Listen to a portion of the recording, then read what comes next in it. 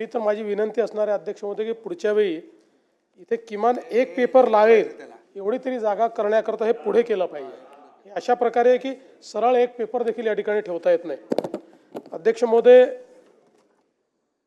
अंतिम आठवडा प्रस्तावाच्या चर्चेमध्ये सन्माननीय विजय वडेट्टीवारजी, संजय कुटेजी, सुनील प्रभूजी, मंगेश कुडाळकरजी, राजू खरेजी, हिरामण खोसकरजी, अबू आझमीजी, अमीन पटेलजी, अतुल भातखळकरजी, सिद्धार्थ खरातजी, विलास भुमरेजी, विजयसिंह पंडितजी, प्रवीण दटकेजी, अमित जनकजी, रवी राणाजी, बाबाजी काळे, राजकुमारजी बडोले, हेमंतजी ओगले, सचिनजी कल्याण शेट्टी, हारून खानजी, अब्दुल सत्तारजी, रईस शेखजी, सुलभाताई गायकवाड, मनीषाताई चौधरी, ज्योतिताई गायकवाड, श्वेताताई महाले, मंजुळाताई गावित, कैलास पाटीलजी, संजय मेश्रामजी, आनंद तिडकेजी, जयंत पाटीलजी, देवेंद्र कोठेजी, बाबूराव कोळीकरजी, उमेश यावलकरजी, रत्नाकर गुट्टेजी, चरणसिंग ठाकूरजी, महेश सावंतजी, प्रताप अडसडजी, रामदास मसरामजी, किशन वानखेडेजी, सुनील शेळकेजी, मुरजीभाई पटेल, देवराव भोंगळेजी, अनंत नरजी, प्रवीण स्वामीजी, संजय देरकरजी आणि अभिजित पाटीलजी अशा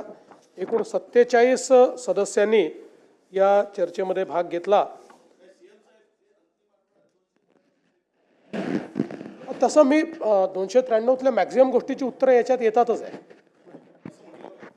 हा काही सुटली तर फक्त मला असं वाटतं पाहू आपण। हा अच्छा, ती नावं त्यात टाकून घेऊ, काय अडचण नाही, हो ती करून घेऊ।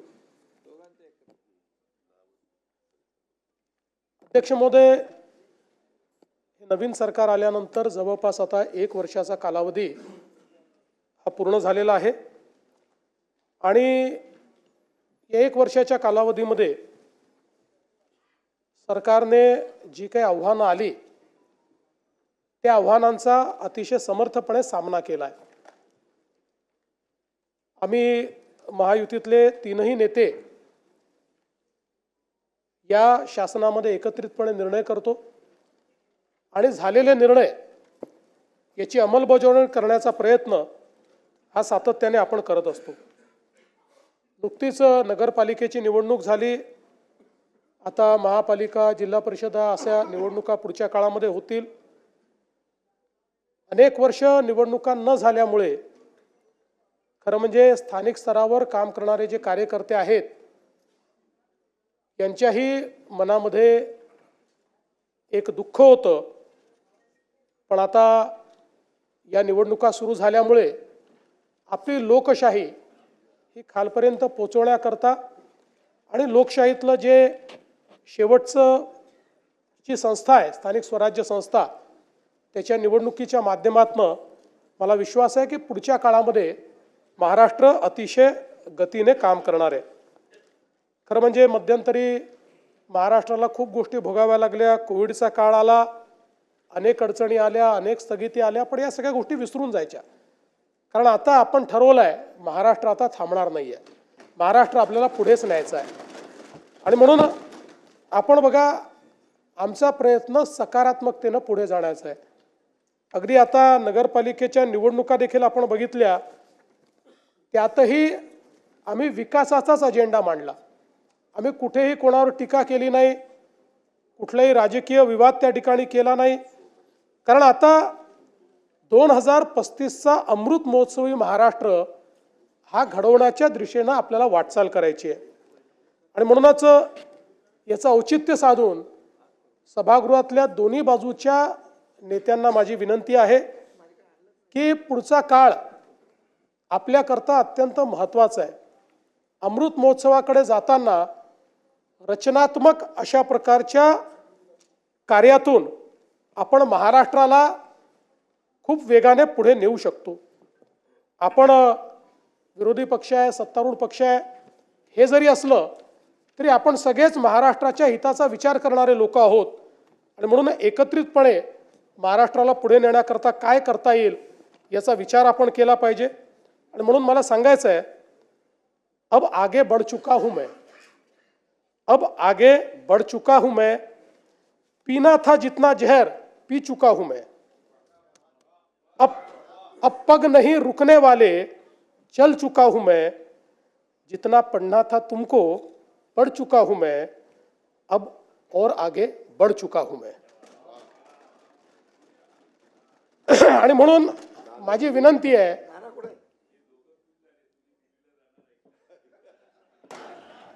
आगे म्हणजे नागपूर पासून मुंबई पर्यंत समृद्धी हायवेने। आणि म्हणून मला असं वाटतं की हा महाराष्ट्र अतिशय शक्तिशाली अशा प्रकारचं राज्य आहे। आता कुठलाही संभ्रम ठेवण्याची आवश्यकता नाही। 106 हुतात्म्यांनी तयार केलेला संयुक्त महाराष्ट्र, त्यामुळे कोणीही मनात शंका आणू नये की मुंबई महाराष्ट्रापासून वेगळी केली जाईल, मुंबई तोडली जाईल, कारण निवडणुका आल्या की अशा प्रकारची टीका होत असते। म्हणून या सभागृहामध्ये मी निश्चितपणे सांगतो की मुंबई कालही महाराष्ट्राची होती, आजही महाराष्ट्राची आहे, आणि जोपर्यंत चंद्र आणि सूर्य आहे तोपर्यंत ती महाराष्ट्राचीच राहील। आणि आपले दैवत छत्रपती शिवरायांनी जो मार्ग आपल्याला दाखवला, भारतरत्न डॉक्टर बाबासाहेब आंबेडकरांनी जो मार्ग आपल्याला दाखवला, त्या संविधानाच्या मार्गाने आणि छत्रपती शिवरायांच्या तत्वानेच या ठिकाणी आपला महाराष्ट्र चालत राहील। हे सांगत असताना मला एका गोष्टीचा अतिशय आनंद आहे की छत्रपती शिवरायांचं तत्व हे महाराष्ट्राला तर नेहमीच मान्य होतं, पण कदाचित देश पातळीवर अनेक संभ्रम त्या संदर्भात कदाचित होते। आणि म्हणून आपल्याला कल्पना आहे की CBSEच्या पुस्तकांमध्ये यापूर्वी मराठा साम्राज्यावर, हिंदवी स्वराज्यावर, छत्रपती शिवाजी महाराजांवर एक पॅराग्राफ होता, आणि मुघलांचा इतिहास हा 17 पानं होता। पण आता हा इतिहास बदलला आहे आणि आता CBSEने नवीन पुस्तकामध्ये या ठिकाणी छत्रपती शिवरायांचा आणि मराठा साम्राज्याचा 21 पानाचा इतिहास घेतलेला आहे। आपण हे पाहू शकतो, द राईज ऑफ मराठाज इथपासनं 21 पानं हा संपूर्ण भारतातला जो सर्वात समृद्ध आणि शौर्याचा आणि स्वाधीनतेचा इतिहास आहे तो आता केंद्र सरकारने घेतलेला आहे। म्हणून त्यांचेही मी या ठिकाणी मनापासून त्यांचे आभार मानतो। आणि अनेक लोकांनी शंकाही व्यक्त केली होती की आम्ही अनेक योजना सुरू केल्या, लाडकी बहीण योजना असेल, शेतकऱ्यांना मोफत विजेची योजना असेल, लोक म्हणायचे की निवडणुका झाल्या की या योजना बंद होतील। यातली कुठलीच योजना आम्ही बंद केलेली नाही, सर्व योजना सुरूच आहेत आणि पुढेही संपूर्ण 5 वर्ष आमच्या या सगळ्या योजना सुरूच राहतील, हे देखील या ठिकाणी मी सांगतो। आता आपण महाराष्ट्राचं एक विजन डॉक्युमेंट तयार केलेलं आहे आणि या विजन डॉक्युमेंटमध्ये 2047चा विकसित महाराष्ट्र कसा असेल या संदर्भातलं प्रत्येक विभागाचा रोडमॅप आपण तयार केलाय। त्या 3 टप्पे आपण केले आहेत।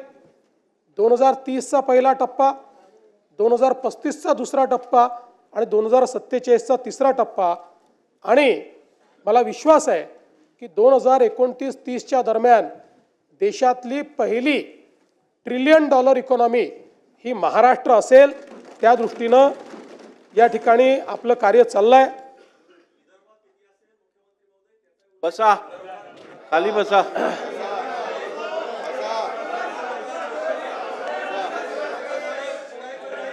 असं आहे, 1 मिनिट, खाली बसा, खाली बसा।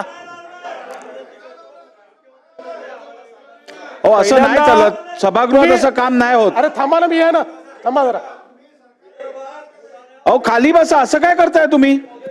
तुम्ही पहिल्यांदा निवडून आलेला आहात, त्यामुळे तुम्हाला या सभागृहाची शिस्तही माहिती नाही, या सभागृहाचा डिकोरमही माहिती नाही। त्यामुळे या सभागृहामध्ये ज्यावेळी खाली बसा, या सभागृहात ज्यावेळी मुख्यमंत्री किंवा सभागृहाचे नेते बोलतात तेव्हा एक शिस्त असते। आणि मी जर कंपॅरेटिव्ह सांगायला लागलो ना मागच्या काळात विदर्भाला काय मिळालं आणि आता काय मिळालं तोंड दाखवायला जागा राहणार नाही. त्यामुळे प्रत्येक गोष्टीत राजकारण करायचं नाही, लक्षात ठेवा. अध्यक्ष महोदय, आपण जर बघितलं तर सरकारच्या आर्थिक स्थितीच्या संदर्भात देखील अनेक प्रश्न निर्माण करण्यात आले. खरं म्हणजे मी असं म्हणणार नाही की बाबा आपल्या तिजोरीत खूप पैसे आहेत, पण मी एवढं निश्चितपणे सांगू शकतो की देशाच्या मोठ्या राज्यांच्या अर्थव्यवस्थेचा विचार केला तर आजही सर्व निकषांवर पात्र होणारी अर्थव्यवस्था ही महाराष्ट्राची अर्थव्यवस्था आहे. आणि आपण जर बघितलं तर राज्याच्या विकासाकरता कर्ज उभारावंच लागतं. प्रत्येक राज्य ते उभारतो आणि त्यामध्ये रिझर्व्ह बँकेने आणि FRBMने आपल्याला राज्याच्या स्थूल उत्पन्नाच्या 25% कर्ज उभारण्याची परवानगी दिली आहे. 25%च्या वर जर आपण गेलो तर मात्र अर्थव्यवस्था कुठेतरी अडचणीत आली असा त्याचा अर्थ होतो. आपण 2025-26चे जे काही आपले अर्थसंकल्पीय अंदाज आहेत त्याचा आपण विचार केला आणि आत्तापर्यंत घेतलेल्या कर्जाचा विचार केला तर आपण एकूण स्थूल उत्पन्नाच्या 18.87% एवढंच त्या ठिकाणी कर्ज घेतलेलं आहे. 25%च्या मर्यादेपासून आपण पुष्कळ दूर आहोत. आणि एवढंच नाही तर देशामध्ये केवळ 3 राज्य आहेत की ज्या राज्यांचं हे दायित्व 20%च्या कमी आहेत. त्यातले गुजरात आहे, दुसरं ओरिसा आहे आणि तिसरं आपलं महाराष्ट्र आहे. हे सांगताना मला अतिशय आनंद होतोय. दुसरं असं आहे की राजकोषीय उत्तरदायित्वाच्या अंतर्गत आपण राजकोषीय तूट फिस्कल डेफिसिट हे 3%च्या आतमध्ये ठेवणं गरजेचं आहे. आपण लाडकी बहीण योजना आणि शेतकऱ्यांचे त्या ठिकाणी पैसे देऊन देखील आपलं फिस्कल डेफिसिट 3%च्या आतच आपण ठेवलेलं आहे. आणि याही वर्षी आता चालू जे वर्ष आहे ते संपता ते फिस्कल डेफिसिट 3%च्या आतच ठेवण्यात आपल्याला यश येईल हा मला पूर्णपणे त्या ठिकाणी विश्वास आहे. सरत्या वर्षामध्ये आपण ते 2.76% इथपर्यंतच मर्यादित ठेवलं. त्यामुळे हा जो दुसराही निकष आहे त्याही निकषावर आपली अर्थव्यवस्था ही अजून कुठेही दिवाळखोरीकडे चाललेली नाही. यासोबत आपण जर विचार केला तर महसुली जमेशी व्याजाची जी काही प्रदानाची टक्केवारी आहे ती टक्केवारी आपण जर त्या ठिकाणी बघितली तर आता ती 11.53% दिसते आहे. पण मागच्या वर्षीचे जे ऑडिटेड आपल्याकडे स्टेटमेंट्स आले आहेत त्यात ती 9.38% एवढीच आहे. त्यामुळे याही निकषावर आपण निश्चितपणे कुठेही मागे पडलेलो नाही. आणि हे सगळं करत असताना कदाचित एक आपल्या मनात येऊ शकतं की राज्याने भांडवली गुंतवणूक कमी केली आहे का. तर मला सांगताना यातही आनंद वाटतो. केंद्र सरकारने घालून दिलेल्या निकषापेक्षा जास्त भांडवली गुंतवणूक ही महाराष्ट्राने केलेली आहे. त्यामुळे त्याही बाबतीत कुठलंही कॉम्प्रोमाइज आपण केलेलं नाही.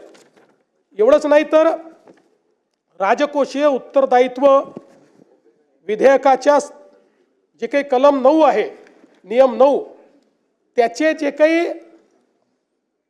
मानकं आहेत या संदर्भात जे आपल्याला बजेट एस्टिमेटचे मंथली सिव्हिल अकाउंट्स तयार करावे लागतात, CAGच्या माध्यमातून जे तपासले जातात, यातही आपण ऋणेतर जमा रक्कमा अर्थसंकल्पीय अंदाजाच्या 40% पेक्षा जास्त अट पूर्ण केली. राजकोषीय तूट अर्थसंकल्पीय अंदाजाच्या 45% पेक्षा कमी अट पूर्ण केली. आणि महसुली तूट अर्थसंकल्पीय अंदाजाच्या 45% पेक्षा कमी ही पण अट आपण पूर्ण केलेली आहे. त्यामुळे CAGने घालून दिलेल्या ज्या तिन्ही अटी आहेत त्या त्यांच्या रिपोर्टमध्ये देखील आल्या आहेत, त्या देखील आपण या ठिकाणी पूर्ण केली आहे. यासोबत महाराष्ट्र हा गुंतवणुकीतही खूप पुढे चाललेला आहे. अनेक लोक म्हणतात तुम्ही MOU करता, त्या MOUचं नेमकं काय होतं. डावोसमध्ये आपण बघितलं तर मागच्या वर्षी जवळपास आपण जी काही गुंतवणूक केली ती 15,72,654 कोटी होती. यापैकी 5,89,631 कोटी ही विदर्भामध्ये होती. 43,810 कोटी ही मराठवाड्यात होती आणि 3,58,349 कोटी ही पश्चिम महाराष्ट्रात होती आणि त्यात कोकणामध्ये 2,23,632 कोटी एवढी गुंतवणूक आपण त्या ठिकाणी केली. आणि आपण जर 2022 ते 2025 या 4 वर्षाचा विचार केला, या 3 वर्षाचा विचार केला, तर म्हणजे शिंदे साहेब जेव्हा मुख्यमंत्री झाले तेव्हापासून तर आतापर्यंतचा आपण विचार केला तर डावोसची गुंतवणूक 17,57,801 कोटी रुपयाची आहे. आणि यामध्ये जे सामंजस्य करार झाले त्यातल्या सामंजस्य करारापैकी त्याची एकत्रित जी काही अंमलबजावणी झालेली आहे त्याचं प्रमाण 75% आहे. त्यातल्या पहिल्या 2 वर्षाचं आता 90% पोहोचलं आहे आणि शेवटच्या वर्षाचंही आता त्या दिशेने चाललेलं आहे. त्यामुळे केवळ MOU नाहीत तर ते MOU अंमलबजावणीत येत आहेत हे देखील या ठिकाणी मला सांगितलं पाहिजे. यासोबत नुसतं आपण डावोसच्या इन्व्हेस्टमेंटवर त्या ठिकाणी बोलत नाही, त्याच्या व्यतिरिक्त सामूहिक प्रोत्साहन योजनेच्या अंतर्गत आपण जी इन्व्हेस्टमेंट आणतो त्याचा जर आपण विचार केला तर तीही इन्व्हेस्टमेंट जवळपास 13,75,729 कोटी झालेली आहे आणि यातून 7,11,259 एवढ्या रोजगाराची निर्मिती होणार आहे. FDIचा आपण विचार केला, थेट परदेशी गुंतवणूक, त्यातही महाराष्ट्र नंबर 1 आहे. आपण बघितलं असेल तर 24-25 मध्ये विक्रमी 1,64,775 कोटी रुपयाची परदेशी गुंतवणूक आपल्याकडे आली. आपल्या नंतरचे 3 राज्य हे एकत्रित केले तरीही आपली परदेशी गुंतवणूक जास्त आहे. ही महाराष्ट्राची स्ट्रेंथ आहे. आता 25-26 मध्येही आपण अजूनपर्यंत वर्ष संपायचं आहे, 2 क्वार्टर झाले आहेत, आपण पहिल्या क्रमांकावरच आहोत. आतापर्यंत 91,337 कोटी एवढी परकीय थेट गुंतवणूक ही महाराष्ट्रामध्ये आलेली आहे. देशामध्ये आपण 1 नंबरवर आहोत. देशाच्या एकूण गुंतवणुकीच्या 31% गुंतवणूक एकट्या महाराष्ट्रामध्ये या ठिकाणी आलेली आहे हे सांगताना मला आनंद वाटतो.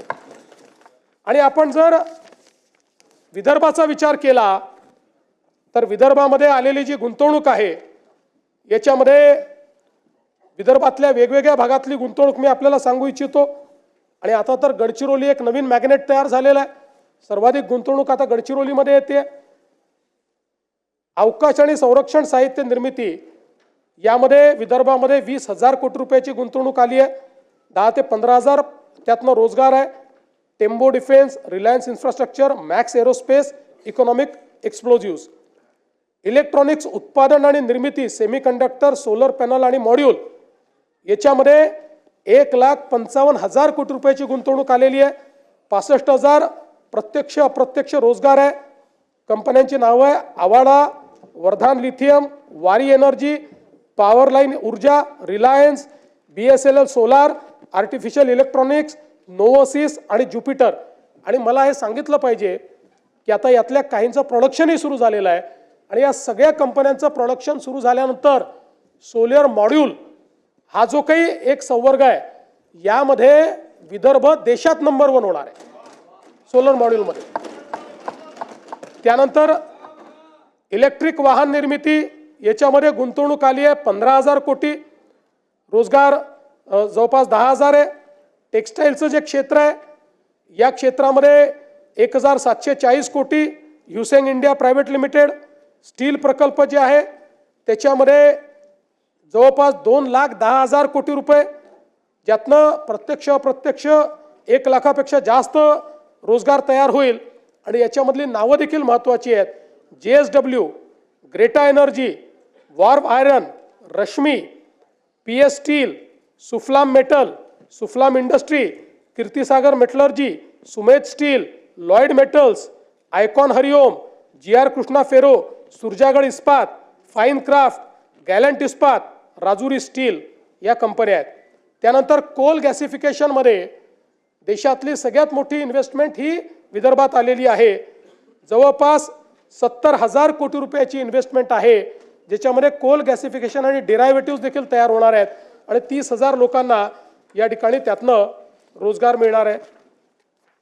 मराठवाड्याचा जर आपण विचार केला तर मराठवाड्यामध्ये आपण DMIC सुरू केलं आणि त्यातनं आज देशाचं EV कॅपिटल म्हणून DMIC एकीकडे तयार होत आहे.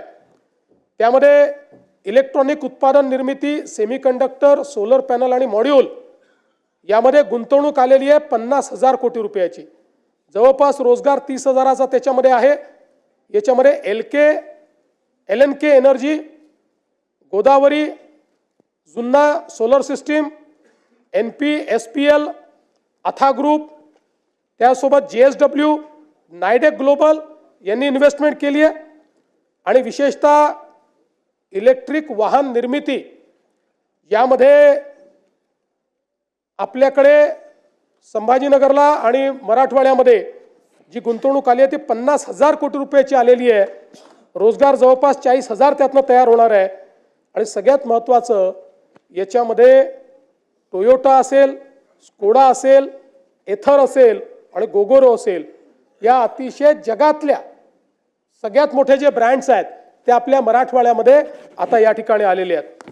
स्टील प्रकल्पामध्येही 5,000 कोटीची गुंतवणूक मराठवाड्यात आली आहे, ज्यामध्ये Bhagyalakshmi, rolling mills, Meta rolls, Vasudha, Kalika steel, SRJ PTA आणि यासोबत कृषी क्षेत्रातही या ठिकाणी जवळपास 2,500 कोटी रुपयाची गुंतवणूक ही आलेली आहे, ज्याच्यामध्ये DDN, FCA, फायटोमॅक्स, येडेश्वरी, कीर्ती ऑइल अशा प्रकारचे वेगवेगळे जे उद्योग आहेत.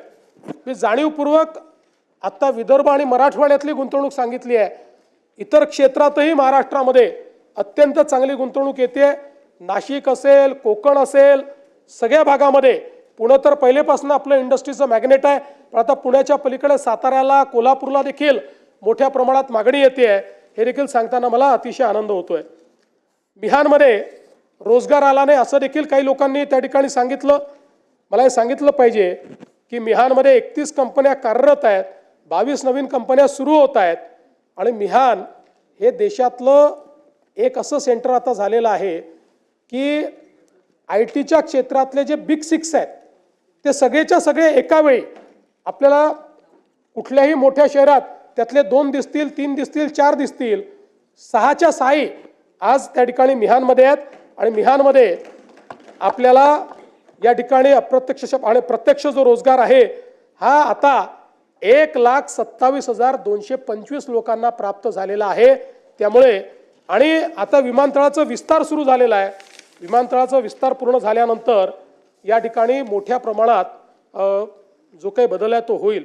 आणि मग रोजगाराचं सांगत असताना हे देखील सांगितलं पाहिजे की महाराष्ट्रामध्ये आमचं महायुतीचं सरकार आल्यानंतर शिंदे साहेबांच्या नेतृत्वात आम्ही महाभरती हा उपक्रम सुरू केला होता.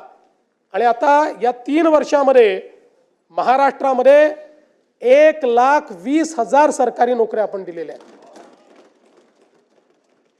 आणि पुढच्या 2 वर्षात तेवढ्याच अजून नोकऱ्या या महाराष्ट्रामध्ये आपण देण्याचा निर्णय केलेला आहे.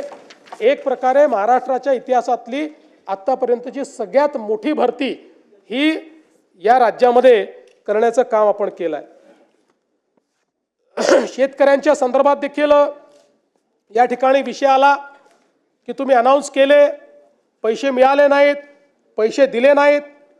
खरं म्हणजे आपल्याला कल्पना आहे की या ठिकाणी आपण 32,000 कोटीचं पॅकेज जे घोषित केलं होतं, या 32,000 कोटीच्या पॅकेजमध्ये त्या ठिकाणी 10,000 कोटी हे इन्फ्रास्ट्रक्चरचे होते, 2,000 कोटी आपण नरेगातनं देणार होतो आणि बाकी सगळी थेट मदत होती. या संदर्भात मला आपल्याला सांगितलं पाहिजे की हे जे पॅकेज आहे याच्यामध्ये 3 हेक्टरची मर्यादा आपण ठेवली होती. आणि 3 हेक्टरच्या मर्यादेत NDRFचे पैसे दिल्यानंतर देखील आपण रबीच्या हंगामाकरता 10,000 रुपये अतिरिक्त त्या ठिकाणी हेक्टरी देण्याचा निर्णय केला होता. या संदर्भात पशुपालकांना देखील पशुधन हानीसाठी आपण पैसे द्यायचं कबूल केलं होतं, त्याचे सगळे पैसे आपण दिलेले आहेत. नरेगाच्या अंतर्गत जे आपण म्हटलं होतं त्याची काम चालू आहेत, त्याच्याकरता पूर्ण पैसा आपल्याकडे उपलब्ध आहे. अतिवृष्टीमुळे ज्या बुजलेल्या सिंचन विहिरी होत्या त्याच्या कामाकरता 30,000च्या मर्यादेपर्यंत आपण जे पैसे द्यायचे होते, 27,000 विहिरींच्या दुरुस्तीकरता ते 80 कोटी रुपये आपण उपलब्ध करून दिलेले आहेत. सार्वजनिक उपयुक्त सुविधा, विद्युत काम, रस्ते, इमारती, लघु व मध्यम तलाव आणि दुरुस्ती पुनर्बांधणी या कामांना आपण पैसा उपलब्ध करून दिलेला आहे. आणि त्यातल्या काही कामांना आपण हे सांगितलंय की तुम्ही कामांची सुरुवात करा, आम्ही पुढच्या बजेटमध्ये किंवा त्याच्याकरता निधी उपलब्ध करून देऊ. त्यामुळे तेही काम आपण झालंय. आणि सगळ्यात महत्त्वाचं की जे आपण शेती पिकाच्या नुकसानाकरता, शेतजमिनीच्या नुकसानाकरता जे पैसे दिले होते आणि बी बियाणाकरता जे पैसे दिले होते, त्या संदर्भात 2 GR आपण काढले होते. एक पहिला GR आपण काढला होता 10,516 कोटीचा, दुसरा आपण त्या ठिकाणी GR काढला होता 9,611 कोटीचा. यापैकी आता थेट जी मदत आहे ती जवळपास 15,007 कोटी रुपये हे शेतकऱ्यांच्या प्रत्यक्ष खात्यामध्ये गेलेले आहेत. आणि आकड्यामध्ये सांगायचं झालं तर पिकाचे पैसे 92 लाख शेतकऱ्यांच्या खात्यामध्ये गेलेले आहेत. आणि इथे सांगण्यात आलं की 10,000 रुपयाची घोषणा केली पण ते गेले नाहीत. ते 10,000 रुपये 91 लाख शेतकऱ्यांच्या खात्यामध्ये गेलेले आहेत. त्यामुळे या ठिकाणी ही जी काही मदत आपण केली होती त्या मदतीच्या अनुषंगाने निश्चितपणे आपण सगळी कारवाई जी आहे ती पूर्ण केली आहे. यासोबत राज्यामध्ये कापूस खरेदीच्या संदर्भात देखील एक प्रश्न निर्माण झाला होता. विशेषतः यावर्षी CCIने पहिल्यांदाच उत्पादकतेवर आधारित कापूस खरेदी करण्याचा निर्णय घेतला. त्यामुळे काही ठिकाणी सरासरी उत्पादकता ही 12 क्विंटलची आल्यामुळे शेतकऱ्यांचं नुकसान होत होतं. त्या संदर्भात आपण केंद्र सरकारलाही विनंती केली आणि केंद्र सरकारशी आपण त्या ठिकाणी चर्चा करून हा निर्णय केला की उत्पादकता पकडत असताना जी उत्पादकतेतली पहिली 3 जिल्हे आहेत त्या जिल्ह्याची जी सर्वाधिक उत्पादकता आहे त्याला सरासरी उत्पादकता पकडावी आणि त्या संदर्भातला निर्णय राज्य सरकारने घेतला. आणि आता 1277 किलो प्रति हेक्टर सरासरी उत्पादकतेच्या ऐवजी 2368 किलो प्रति हेक्टर अशा पद्धतीनं आपण निर्णय केलेला आहे. आणि आता ही जी खरेदी चाललेली आहे त्यामुळे कुठल्याही शेतकऱ्याचा कापूस जो आहे हा त्या ठिकाणी परत जाणार नाही अशा प्रकारची व्यवस्था ही आपण निश्चितपणे केली आहे. नानाजी देशमुख कृषी संजीवनी प्रकल्प टप्पा 2 याच्या कामाची सुरुवात झाली आहे. यावर्षी त्याकरता अर्थमंत्र्यांनी 351 कोटी रुपयाची तरतूद आपल्याला दिलेली आहे. आणि त्यातनं मोठ्या प्रमाणात विदर्भ आणि मराठवाडा या 2 विभागातल्या शेतकऱ्यांकरता ही कृषी संजीवनीची योजना एक प्रकारे गेम चेंजिंग योजनेच्या पहिल्या टप्प्यातली गावं ही आपल्याला तिथे झालेलं ट्रान्सफॉर्मेशन पाहायला मिळत आहे. आणि म्हणून आता हा दुसरा टप्पा चालू झालेला आहे. आणि यातनं 3000 गावांमध्ये शेतीशाळा घेऊन जवळपास 1300 गावात महिला शेतीशाळा घेण्यात आली. आणि जवळपास 1,44,000 जे वैयक्तिक शेतकऱ्यांनी अर्ज वेगवेगळ्या योजनांकरता दिले होते त्यालाही पूर्णपणे मान्यता ही देण्यात आलेली आहे. जवळपास 4,926 ग्रामपंचायतीमधल्या सरपंचांचं प्रशिक्षण करून आणि 6,332 कृषीताईंची निवड करून आपण 5,831 गावाचं सूक्ष्म नियोजन आराखड्याची प्रक्रिया पूर्ण केली आहे. आणि त्याला वर्ल्ड बँकेच्या माध्यमातून आपण या योजनेतनं पैसा देतोय. माननीय बाळासाहेब ठाकरे कृषी व्यवसाय व ग्रामीण परिवर्तन प्रकल्प स्मार्ट या स्मार्ट प्रकल्पामध्ये 10,000 गावांमध्ये आपण त्या ठिकाणी ॲग्री बिझनेस हा विषय हातामध्ये घेतलेला आहे. आणि त्यातनं त्या ठिकाणी जी काही कृषीची व्हॅल्यू चेन तयार करायची आहे, मूल्य साखळी तयार करायची आहे त्याचा प्रयत्न आपण करतो. 7.5 लाख शेतकऱ्यांना याचा फायदा होणार आहे. आणि या अंतर्गत मायक्रो प्रोसेसिंग असेल, गोदाम असेल, प्रक्रिया उद्योग असेल, मिल्स असतील, अवजार बँक असतील. आणि मला सांगताना आनंद वाटतो की एकीकडे हा प्रकल्प आहे जागतिक बँकेचा आणि दुसरीकडे मॅग्नेट प्रकल्प आहे की ज्याच्यामध्ये आपण ॲग्री बिझनेसचा दुसरा प्रकल्प आहे ज्यात FPOला आपण ट्रेनिंग देतोय. याचा परिणाम असा आहे की मध्यंतरीच्या काळात आम्ही काही FPOंची इंटरॅक्शन केलं, त्यातल्या एका FPOने आता जवळपास 100 कोटीची उलाढाल ही त्या ठिकाणी पूर्ण केलेली आहे. आणि म्हणून मायक्रो प्रोसेसिंगमध्ये आता मोठ्या प्रमाणात हे कार्य देखील आपल्या राज्यात चाललेलं आहे. हे सगळं करत असताना आमच्या शेतकऱ्यांना त्या ठिकाणी मोफत वीज देण्याचा आपण निर्णय केला होता. मला सांगताना आनंद वाटतो की आपण राज्याच्या या योजनेकरता 26,681 कोटी रुपये हे खर्च करतो आहोत आणि शेतकऱ्यांना मोफत वीज देतो आहोत. म्हणजे जे 26,000 कोटी रुपये हे कदाचित त्यातले सगळे नाही पण पोर्शन हा शेतकऱ्यांकडून आपण घेतला असता, आज त्यांना मोफत वीज मिळते आहे आणि त्याकरता राज्य सरकारने पुढाकार घेतला आहे. यासोबत आपल्याला कल्पना आहे की देशातला नव्हे तर एशियातला सगळ्यात मोठा डिस्ट्रीब्युटेड अशा प्रकारचा सौर वीज पुरवठ्याचा कार्यक्रम आपण हातामध्ये घेतला. 16,000 मेगावॅट आपण ऊर्जा निर्मिती करतोय. महाराष्ट्र पहिलं राज्य आहे शेतकऱ्यांकरता वेगळी त्या ठिकाणी वीज पुरवठा कंपनी आपण तयार केलेली आहे. या कंपनीच्या अंतर्गत 16,000 मेगावॅट सौर ऊर्जा आपण निर्मित करतो आणि मला सांगताना आनंद वाटतो की याच्यामध्ये आत्तापर्यंत जवळपास 3,000 मेगावॅट तर पूर्ण झालेली आहे आणि वेगवेगळ्या स्टेजला असलेल्या ज्या काही आपल्या योजना आहेत त्याचा विचार केला तर यामध्ये या 16,000 मेगावॅटपैकी किमान 12 ते 13,000 मेगावॅट वीज ही आपण 2026च्या डिसेंबरपर्यंत त्या ठिकाणी तयार करू शकू.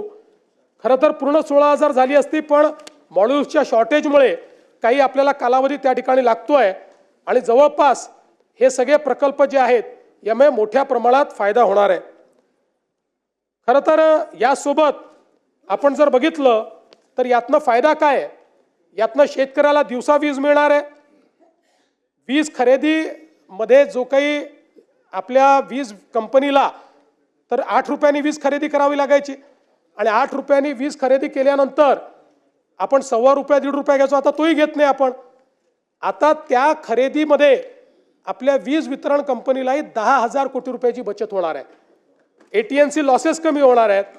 शासनाची जी सबसिडी आहे क्रॉस सबसिडीतली त्याचं 5,500 कोटी रुपयाचं दादा त्याचंही बचत होणार आहे आणि सगळ्यात महत्त्वाचं कार्बन उत्सर्जनामध्ये मोठ्या प्रमाणात कपात होणार आहे. मी सहज एक थंब रूल पाहत होतो की 16,000 मेगावॅट कोळशाची जी ऊर्जा आहे या ऊर्जेनं जेवढं CO2 एमिशन होतं ते एमिशन जर आपल्याला मिटिगेट करायचं असेल तर किती झाडं लागतील. ते जर आपल्याला करायचं असेल 250 कोटी झाडं लावावी लागतील. आता या सौर ऊर्जेच्या कार्यक्रमामुळे 16,000 मेगावॅट जर आपण वीज तयार केली तर 250 कोटी झाडांचं मिटिगेशन हे आपण या योजनेच्या माध्यमातून करतोय. म्हणजे वेगळ्या पद्धतीनं 250 कोटी झाडं लावले असं आपण त्या ठिकाणी क्लेम करू शकतो. हा तर तिथं लावणारच आहोत. तर या दृष्टीने ही एक अत्यंत महत्त्वाची अशा प्रकारची योजना आहे आणि मला हेही सांगितलं पाहिजे की आज आपण ऊर्जा क्षेत्रामध्ये खूप वेगवेगळ्या प्रकारचे जे काही प्रयोग केले त्यामुळे गेल्या 2 वर्षामध्ये ऊर्जा क्षेत्रातले 21 पुरस्कार हे महाराष्ट्राला मिळालेले आहेत आणि सगळे प्रेस्टिजियस पुरस्कार आहेत. त्याची यादी माझ्याकडे आहे. सगळे इंटरनॅशनल आणि नॅशनल पातळीचे 21 पुरस्कार आपल्याला मिळालेले आहेत. मला सांगताना आनंद वाटतो की स्वातंत्र्यापासून तर 2022 पर्यंत 75 वर्षामध्ये आपली कॉन्ट्रॅक्च्युअल कॅपॅसिटी ही 37,000 मेगावॅटची होती आणि गेल्या 2 वर्षामध्ये आपण ॲडिशनल कॉन्ट्रॅक्च्युअल कॅपॅसिटी तयार केली आहे 45,000 मेगावॅटची. त्यामुळे 2030 मध्ये कारण आपल्याला $1 ट्रिलियन इकॉनॉमी तयार करायची असेल वीज सगळ्यात महत्त्वाची आहे. आत्ता 2030 साली आपल्याकडे जी क्षमता असेल कॉन्ट्रॅक्च्युअल स्थापित क्षमता जास्त असेल आपल्याला आपण जी आपण विकत घेणार आहोत महाजेनकोकडनं असेल किंवा इतरकडनं असेल ती असणार आहे 82,000 मेगावॅट आणि या 82,000 मेगावॅटमध्ये 36,000 मेगावॅट ही हरित ऊर्जा असणार आहे. म्हणजे आपण 52% 2030 साली आपलं जे काही ऊर्जा आपली असेल ही त्या ठिकाणी हरित ऊर्जा असेल आणि हे सगळं करत असताना कॉन्ट्रॅक्च्युअल कॅपॅसिटीमध्ये सगळ्यात कमी दर देशामध्ये हा महाराष्ट्राला मिळाला आहे. कृषी सौर ऊर्जीकरण ₹3.07, युटिलिटी स्तराचे मोठे सौर प्रकल्प ₹2.70, सौर आणि पवन hybrid ₹3.60, pump storage ₹3.20, battery storage ₹2.19 आणि 1500 मेगावॅट प्रति तास राऊंड द क्लॉक ही मिक्स जी काही ऊर्जा असते ती 4 रुपये 60 पैसे. म्हणजे आपण जर विचार केला तर आज आपल्याला अगदी आपण आपली महाजेनकोची जी ऊर्जा घेतो ती कुठे 6 रुपयाला पडते, कुठे 7 रुपयाला पडते. पण आता आपली ॲव्हरेज कॉस्ट जी आहे ही 3 रुपयाच्या दरम्यान या सगळ्या नवीन याच्यात आलेली आहे. आणि आपण जर बघितलं तर विशेषतः शेतकऱ्यांना आपण कृषी पंप सौर ऊर्जेवर देणं सुरू केलं आणि इतका प्रचंड प्रतिसाद हा शेतकऱ्यांनी या योजनेला दिला आहे. कदाचित राज्याच्या लोकप्रिय योजनांमध्ये आपल्याला लाडक्या बहिणीनंतर याच योजनेचा नंबर लागेल, इतक्या मोठ्या प्रमाणात शेतकरी हा ॲक्सेप्ट करतायत. आणि याच्यामध्ये देशामध्ये PM कुसुम योजनेच्या अंतर्गत आपण मागेल त्याला सौर पंप ही स्कीम चालू केली होती. PM कुसुमच्या अंतर्गत देशामध्ये 11,90,000 पंप स्थापित झाले आहेत. या 11,90,000पैकी एकट्या महाराष्ट्रामध्ये 7,38,000 पंप आपण स्थापित केले आहेत. हो हो. आणि हे देखील आपण लक्षात घेतलं पाहिजे की हे करत असताना आपल्यापैकी अनेकांना आठवत असेल, विदर्भाचे तर सगळे जे सदस्य आहेत की अनेक वर्ष आपल्या चर्चेचा भाग होता पेड पेंडिंग. 4 वर्षाचे पेड पेंडिंग आहेत, 4 वर्षाचे आहेत, 5 वर्षाचे आहेत. आपण वर्षाला सगळ्या महाराष्ट्रात मिळून 70-80 हजार पंप लावायचे. आत्ता आपल्या महावितरणने नवीन रेकॉर्ड केला. गिनीज बुक ऑफ वर्ल्ड रेकॉर्डने आपल्याला जगातलं हायेस्टचं सर्टिफिकेट दिलं. एका महिन्यात 45,911 पंप आपण लावले एका महिन्यामध्ये. आणि मोठ्या प्रमाणात यातनं शेतकरी खुश आहेत. मी स्वतः शेतकऱ्यांशी इंटरॅक्शन केलं, आपणही करू शकता. आणि अनेक जे संभ्रम होते ते संभ्रम तुटून पडत आहेत की मग पाणी येईल का. आता दिवसा पाणी येत असल्यामुळे शेतकऱ्यांना त्याचा फायदा आहे. आणि एवढंच नाही तर त्याच्यामध्ये आता नवीन आपण काही इनोव्हेशन्स केले.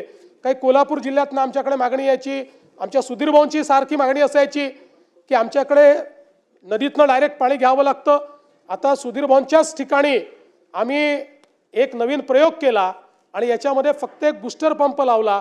अतिशय चांगल्या पद्धतीनं पाणी आलं आणि तिथल्या शेतकऱ्यांनी मला आणि सुधीर भाऊंना धन्यवाद देण्याचा व्हिडिओ देखील त्या ठिकाणी पोस्ट केलाय.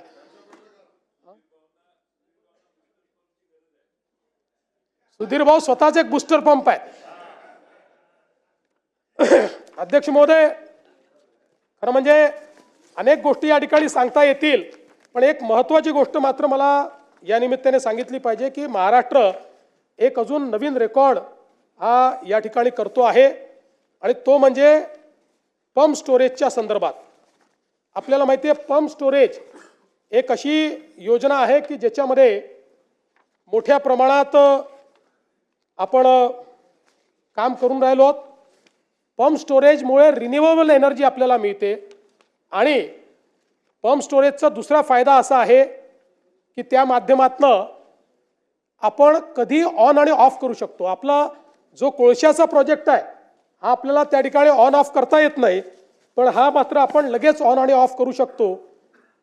जगामध्ये अशी मान्यता आहे की जर ग्रीड स्टॅबिलाइज करायची असेल तर त्या ग्रीडमध्ये 25% हे पंप स्टोरेज आलं पाहिजे.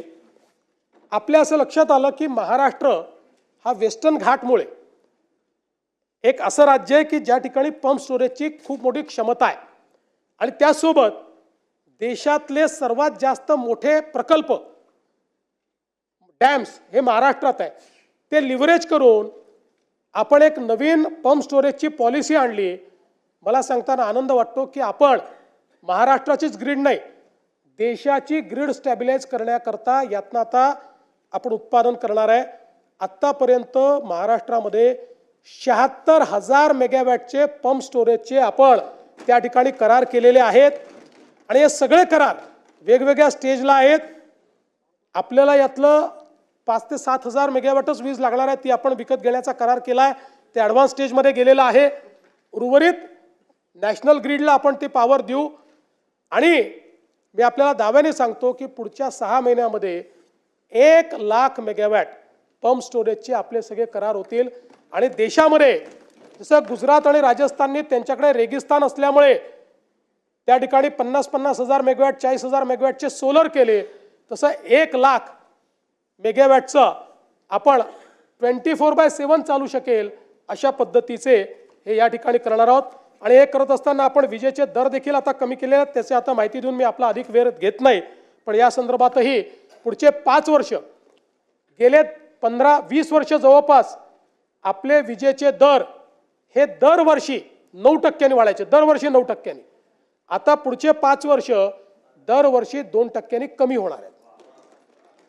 आणि आपल्याला कधी कधी असं ऐकायला मिळतं की या महिन्यात आमचं बिल वाढून आलं, तर त्याच्यामध्ये एक आपल्याला स्पष्टीकरण देऊ इच्छितो की आपलं जे फ्युएल समायोजन आहे हे पूर्वी वर्षाच्या शेवटी व्हायचं.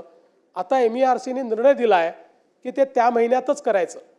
आणि म्हणून आपण जर विचार केला तर जुलैमध्ये 30 पैशांनी आपलं बिल कमी झालं, ऑगस्टमध्ये 40 पैशांनी बिल वाढलं, मग पुन्हा मध्यंतरी 1 महिन्यात ते कमी झालं. त्यामुळे त्या महिन्यातच समायोजन होतं. बिल जेव्हा कमी होतं त्यावेळेस कोणीच म्हणत नाही, कोणाच्या नजरेतही येत नाही, पण वाढलं 10-20 पैसे तर ते नजरेत येतं, ते साहजिक आहे. अध्यक्ष महोदय, या निमित्ताने कर्जमाफीच्या संदर्भातला मुद्दा देखील या ठिकाणी आला आणि राज्य सरकारने हे कमिटमेंट केलेलं आहे. हे खरं आहे की आता आपल्यावर जो काही अतिवृष्टीचा ताण आला त्यामुळे थोडंसं बजेट आपलं अडचणीत आहे. या सगळ्या गोष्टी असल्या तरी शेतकऱ्यांना कर्जमाफी द्यायची या संदर्भात आपण निर्णय हा घोषित केलेला आहे. त्या संदर्भात एक समिती आपण तयार केली आहे की कुठल्याही परिस्थितीत कर्जमाफीचा फायदा हा शेतकऱ्याला झाला पाहिजे, तो बँकांना होऊ नये. आणि कर्जमाफी झाल्यानंतर आपण बघा, आता एक प्रकारे ही परिस्थिती पण कुठेतरी विचारणीय आहे की आपण 17ला कर्जमाफी केली, आपण 20ला कर्जमाफी केली, तरीही आपला शेतकरी हा आज कर्जमाफी मागतोय. याचा अर्थ कुठेतरी आपल्या नियोजनात अडचण आहे, आपल्या कर्जमाफीतही आहे आणि आपल्या एकूण शेतकऱ्याच्या परिस्थितीतही आहे. आणि म्हणून एकदम याच्यावर उपाययोजना येणार नाही, पण हळूहळू टप्प्याटप्प्यानं काय उपाययोजना करता येतील आणि मग त्या उपाययोजनेतला एक भाग म्हणून कर्जमाफी, अशा पद्धतीनं ही समिती काम करते.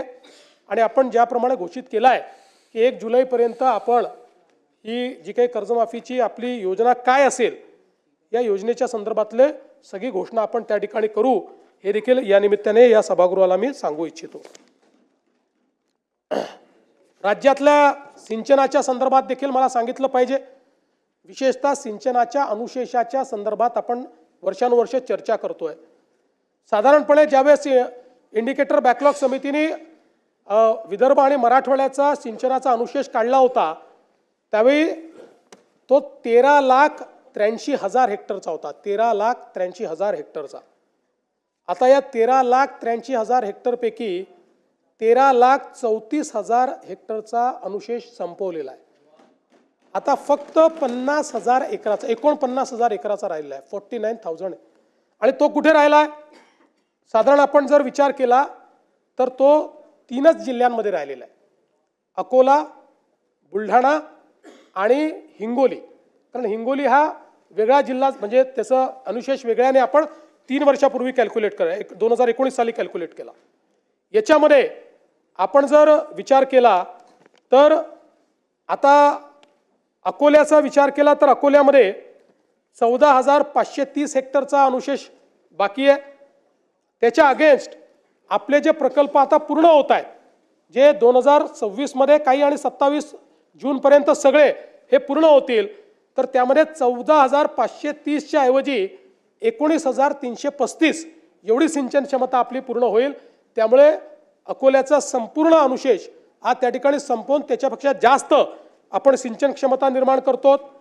आणि बुलढाण्याचा जो अनुशेष आहे तो 29,000 हेक्टरचा आहे. आपण त्याच्या अगेन्स्ट जे आता 4 प्रकल्पाची कामं घेतलेली आहेत त्याच्यामध्ये 29,000च्या अगेन्स्ट 1,68,000 हेक्टरची सिंचन क्षमता तयार करतो. त्यामुळे साधारणपणे आता हे जे काही पॉईंट म्हणजे 49,000 हेक्टरचं जे काही अनुशेष राहिलेला आहे हा पूर्ण करून त्याच्या पलीकडे आपण आता सिंचन क्षमता निर्माण करू. आणि मला हे देखील सांगितलं पाहिजे की आता समजा विदर्भाचा आपण विचार केला तर विदर्भामध्ये 485 प्रकल्प आहेत, ज्यातनं एकूण 22.31 लक्ष ज्याची सिंचन क्षमता आहे. यापैकी बळीराजा वगैरे सारख्या योजना आणून आपण आता 771 प्रकल्प पूर्ण केलेले आहेत. आता जे काही राहिलेले प्रकल्प आहेत ते 74 प्रकल्प आहेत. हे 74 बांधकामाधीन प्रकल्प जे आहेत यामध्ये 7.66 लक्ष हेक्टर सिंचन क्षमता तयार होणार आहे, ज्यामध्ये बुलढाणा जिल्ह्यातील जिगाव प्रकल्प अत्यंत महत्त्वाचा आहे. 1.52 लाख हेक्टर सिंचन क्षमता आमचे संजय कुटेजी आणि संचेतीजी याचा सारखा त्या ठिकाणी पाठपुरावा करत असतात. आणि म्हणून मला सांगताना आनंद वाटतो की आमच्या टप्प्यात हा प्रकल्प आलाय असं लक्षात आलं. केंद्र सरकारने पैसे दिले, आपण लगेच वर्षभरात तो कंप्लीट करू शकतो. आणि म्हणून आपण यावर्षी त्याला 2,399 कोटी रुपये दिले एका प्रकल्पाला. त्यामुळे आता याचं काम आपण हे पूर्ण करू आणि या एका प्रकल्पामुळे बुलढाणा जिल्हा अनुशेषातनं अधिशेषात जाणार आहे आणि विदर्भाचा अनुशेष हा दूर होणार आहे. यासोबत आपण जर बघितलं तर पूर्व विदर्भाची जी जीवनरेखा म्हणतो आपण, गोसीखुर्द प्रकल्प, आपल्याला माहिती आहे की गोसीखुर्दची सगळी कामं आपण जवळपास पूर्ण केली, पण मग त्याच्यात आपण काही वाढीव कामं घेतली, काही वाढीव योजना त्याच्यामध्ये घेतल्या. त्या योजना देखील आता काम आपण चालू केलं आहे. जवळपास त्या सगळ्या योजना मिळून 2,54,000 म्हणजे 2.54 लक्ष एवढी सिंचन क्षमता तयार होणार आहे. त्यातली 2.9 लक्ष ही आता ऑलरेडी निर्माण झालेली आहे आणि उर्वरित जी आहे ती करण्याच्या दृष्टीनं जी काही निधीची आवश्यकता होती 1,555 कोटी रुपये त्याला देखील आपण दिलेले आहेत. त्यामुळे जून 27 पर्यंत त्याचंही काम पूर्ण होईल.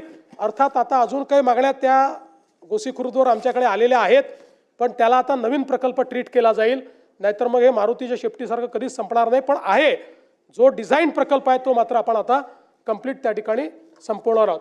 आणि एकट्या विदर्भातल्या सिंचन प्रकल्पांकरता 25-26 वर्षामध्ये 7,950 कोटी रुपये एवढी तरतूद आपण त्या ठिकाणी दिलेली आहे.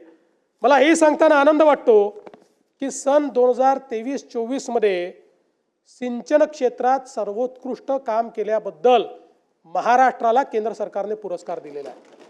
आमचे विखे पाटील साहेब गेले होते तिथे तो पुरस्कार घेण्याकरता आणि हा सर्वोच्च पुरस्कार आहे देशातला सिंचनाचा, तो महाराष्ट्राला मिळाला आहे.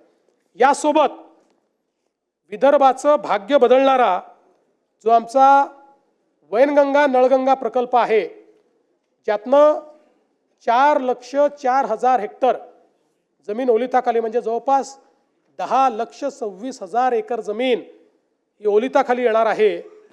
या प्रकल्पाच्या सगळ्या मान्यता आम्ही फायनल केलेल्या आहेत. याचं डिझाईन, ड्रॉइंग, DPR आता हा या महिन्याच्या शेवटी SLTAC कडे जाणार आहे. त्याच्यानंतर SLTAC ला 15 ते 20 दिवस लागतील आणि मग MMRDA ने MWRRA ने अट टाकली होती की अंतिम आराखडा झाल्यानंतर आमची परवानगी घ्यावी, त्यामुळे त्यांच्याकडे जाईल. साधारणपणे फेब्रुवारी 2026 पर्यंत यातल्या सगळ्या मान्यतेच्या प्रक्रिया पार पाडतील आणि त्यानंतर प्रत्यक्ष काम करण्याकरता ॲक्विजिशन आणि टेंडर याचं काम हे सुरू होईल. जवळपास 1,00,000 कोटी रुपयाचा हा प्रकल्प आहे आणि हा प्रकल्प विदर्भाचं ची भाग्यरेषा पूर्ण बदलणार आहे. विदर्भातला जेवढा दुष्काळी भाग आहे त्या भागाला पूर्णपणे या ठिकाणी हिरवा करणारा अशा प्रकारचा प्रकल्प आहे. यासोबत आपल्याला कल्पना आहे की आपण त्या ठिकाणी कोकणातनं गोदावरीच्या खोऱ्यामध्ये 55 TMC पाणी आणायचं आहे. त्या संदर्भात मराठवाड्यामध्ये पाणी वळवण्याच्या संदर्भात सविस्तर प्रकल्प अहवालाचं काम अंतिम टप्प्यात आहे आणि मार्च 26 पर्यंत ते काम पूर्ण होऊन त्यालाही MWRRA ची मान्यता आम्ही घेऊ आणि त्याच्यानंतर त्याचंही काम पूर्ण करू. त्यातनं आपला मराठवाडा जो आहे तो त्या ठिकाणी दुष्काळमुक्त होणार आहे. आणि यासोबत मला हे देखील सांगितलं पाहिजे, दमणगंगा एकदरे गोदावरी, दमणगंगा वैतरणा गोदावरी, नारपार गिरणा हे जे प्रकल्प आहेत या सगळ्या प्रकल्पांना आपण त्या ठिकाणी मान्यता देऊन काहींचे टेंडर निघालेले आहेत, काही टेंडर स्टेजवर आहेत आणि त्यातनंही मोठ्या प्रमाणात या ठिकाणी 2.41 लाख हेक्टर इतकी जमीन ओलिताखाली येणार आहे. यासोबत आपण वर्ल्ड बँकेच्या माध्यमातून फ्लड डायव्हर्जनचा प्रकल्प तयार केलेला आहे. तोही आता अंतिम टप्प्यामध्ये आहे. त्यातला पहिला जो पोर्शन आहे त्याचं टेंडरही निघालं आहे. दुसऱ्या पोर्शनचं अजून फायनल डिझाईन तयार होत आहे, ज्यामध्ये जवळपास कोल्हापूर आणि सांगली इथलं जे फ्लडचं पाणी आहे, हे फ्लडचं पाणी आपण डायव्हर्ट करणार आहोत. आणि आपल्याला ऐकून आश्चर्य वाटेल, वर्ल्ड बँकेच्या सिम्युलेशन स्टडीमध्ये असं लक्षात आलं, दरवर्षी फ्लडचं वाहून जाणारं पाणी हे 100 TMC आहे. 100 TMC पाणी वाहून जातं. त्यातलं 30-35 TMC आपण त्यातलं डायव्हर्ट करू शकतो. ते डायव्हर्ट करून उजनीपर्यंत आणायचं. पश्चिम महाराष्ट्रातले जे काही दुष्काळी तालुके आहेत आणि उजनीतनं पुन्हा मराठवाड्यातले लगतचे जे तालुके आणि जिल्हे आहेत त्याच्यामध्ये पाणी न्यायचं. अशा प्रकारचा हा फ्लड डायव्हर्जनचा प्रोजेक्ट आहे. वर्ल्ड बँकेने याला सगळ्या प्रकारची मान्यता दिली आहे. त्याला निधी देखील वर्ल्ड बँक देतोय. आणि यामुळे मला असं वाटतं की पुढच्या काळामध्ये हे सगळे प्रकल्प, आणि मी असं म्हणत नाही, हे जनरेशनल प्रकल्प आहेत. यातल्या काही प्रकल्पांना 7 वर्ष लागतील, काहींना 8 वर्ष लागतील. पण हे प्रकल्प झाल्यानंतर दुष्काळ हा महाराष्ट्रामध्ये भूतकाळ होईल आणि विदर्भ मराठवाड्यातला दुष्काळ हा नेहमीकरता संपुष्टात येईल. अशा प्रकारचं एक ट्रान्सफॉर्मेशनल काम हे आपण या ठिकाणी केलेलं आहे. खरं म्हणजे आपण जर बघितलं तर विशेषतः हे सरकार जे आहे हे, आणि 2014 पासूनच आपण एक नेहमी प्रयत्न केला की कुठल्याही परिस्थितीमध्ये निधी वाटपामध्ये असमतोल येऊ नये, विदर्भ मराठवाड्यावर अन्याय होऊ नये. राज्यपालांचे पूर्वी निर्देश असायचे, आता ते निर्देश नाही. सुधीर भाऊंनी सांगितलं आहे की आपले वैधानिक विकास मंडळ पुन्हा जिवंत करा. आपला प्रस्ताव केंद्रात गेला आहे, आम्ही पाठपुरावा करतोय, ते जिवंत करू. पण सुधीर भाऊ, ते मंडळ नाही म्हणून तुम्हीही अर्थमंत्री होतात, तुम्ही कधी अन्याय होऊ दिला नाही, दादांनी अन्याय होऊ दिला नाही. त्या सूत्राप्रमाणे जे पैसे मिळाले पाहिजे त्याच्यापेक्षा तसूभर जास्तच पैसे हे विदर्भ मराठवाड्याला आपण दिले.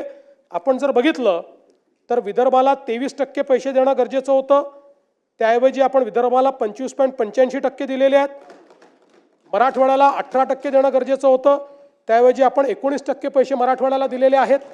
त्यामुळे कुठेही अन्याय हा विदर्भ मराठवाड्यावर या सरकारमध्ये होणार नाही, हे देखील या निमित्ताने मला आपल्या लक्षात आणून द्यायचं आहे. ग्रामीण रस्त्यांच्या दर्जोन्नतीच्या संदर्भातले काही विषय आहेत. यामध्ये 6 जानेवारी 22 रोजीच्या शासन निर्णयान्वये 10,000 किलोमीटरचे उद्दिष्ट आपण दिले होते. त्यापैकी 9,992 किलोमीटरच्या कामांना ऑलरेडी मान्यता आपण दिलेली आहे. आणि आता त्याचा दुसरा टप्पा, यामध्ये 7,000 किलोमीटरचे अजून रस्ते आपण घेतलेले आहेत, ज्यामध्ये 6,948, म्हणजे एकूण जर आपण विचार केला तर जवळपास 16,000 किलोमीटरच्या ग्रामीण रस्त्यांना आता मान्यता दिली आहे. त्याला निधी आपण उपलब्ध करून देतो आहोत. आणि या रस्त्यांना आपण हे रस्ते केल्यामुळे मोठ्या प्रमाणात ग्रामीण रस्त्यांचा जो प्रश्न आहे तो प्रश्न या ठिकाणी आपण सोडवणार आहोत. सगळ्या याच्यामध्ये थीमॅटिकली केलं आपण. भास्करराव, मी गोष्ट सांगतो, मी सातत्याने आमच्या सहकाऱ्यांना हे लक्षात आणून दिलं की आपण बीट अँड पीसेसमध्ये काम करू नये. आपण स्कीमॅटिक प्लॅन तयार करावा आणि प्लॅनप्रमाणे करावं. आपण बघा, मुख्यमंत्री योजना आपण जेव्हा सुरू केली त्यावेळेस प्लॅनप्रमाणे आपण केलं. आताही ग्रामीण रस्ते असतील, हॅमचे रस्ते असतील, आपण एक अमृतकाल रस्ते योजना तयार केली आहे. आणि त्या रस्ते योजनेमध्ये आपण आत्ता कुठले आवश्यक आहे, नंतर कुठले आहेत, असं आपण त्याच्यामध्ये मतदारसंघांचा विचार नाही केला. आपण रस्त्याचा दर्जा, त्याच्यावरचा ट्रॅफिक, मुख्य केंद्र कुठले आहेत याचा विचार करून योजना तयार केली आणि त्या योजनेला आपण फायनान्स करतो. अध्यक्ष महोदय, यासोबत आपल्याला कल्पना आहे की आता आपण मागच्या काळामध्ये समृद्धीचं एक्सटेन्शन हे घोषित केलं होतं. या समृद्धीच्या एक्सटेन्शनमध्ये आता नागपूर गोंदिया द्रुतगती महामार्ग 162 किलोमीटर लांबीचा हा महामार्ग आहे. 18,539 कोटी रुपयाचा हा मार्ग आहे. आता जवळपास याचं लँड ॲक्विजिशन अंतिम टप्प्यामध्ये आलेलं आहे आणि त्यामुळे पुढच्या काळामध्ये अगदी तास सव्वा तासामध्ये आपल्याला गोंदियाला पोचता येईल. नानाभाऊंकडे आम्हाला लवकर पोचता यावं या दृष्टीने आपला 2 बायपास देऊ, बिलकुल 2 देऊ.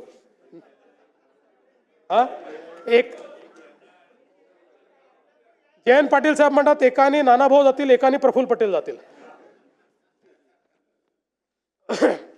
त्यानंतर भंडारा गडचिरोली हा द्रुतगती महामार्ग 94 किलोमीटरचा आहे. त्याला 12,903 कोटी रुपये आपण देतो आहोत. याचंही भूसंपादनाचं काम हे प्रगतीपथावर आहे. आणि त्याचसोबत नागपूर चंद्रपूर द्रुतगती महामार्ग जो आमच्या सुधीर भाऊंची नेहमी त्या ठिकाणी एक आग्रह असायचा, तर त्याही संदर्भात आपण जवळपास 19,536 कोटी रुपयाचं हे भूसंपादन या ठिकाणी प्रगतीपथावर आहे. यासोबत गडचिरोलीमध्ये मोठ्या प्रमाणात आज मायनिंगचं काम चालू झालेलं आहे. तिथल्या रस्त्यांना मायनिंगचं जे काही वजन आहे ते पेलवलं पाहिजे आणि म्हणून त्या ठिकाणी देखील आपण एक मोठा कॉरिडॉर हा तयार करतो, ज्यामध्ये मोर, कोनसरी, मुळचेरा, हेदरी ते सुरजागड असा आपण हा रस्ता करतो. जवळपास या रस्त्यामुळे चंद्रपूर आणि गडचिरोली जिल्ह्याला मोठ्या प्रमाणात त्याचा फायदा होणार आहे. 2,492 कोटी रुपये त्याच्यावर आपण खर्च करणार आहोत.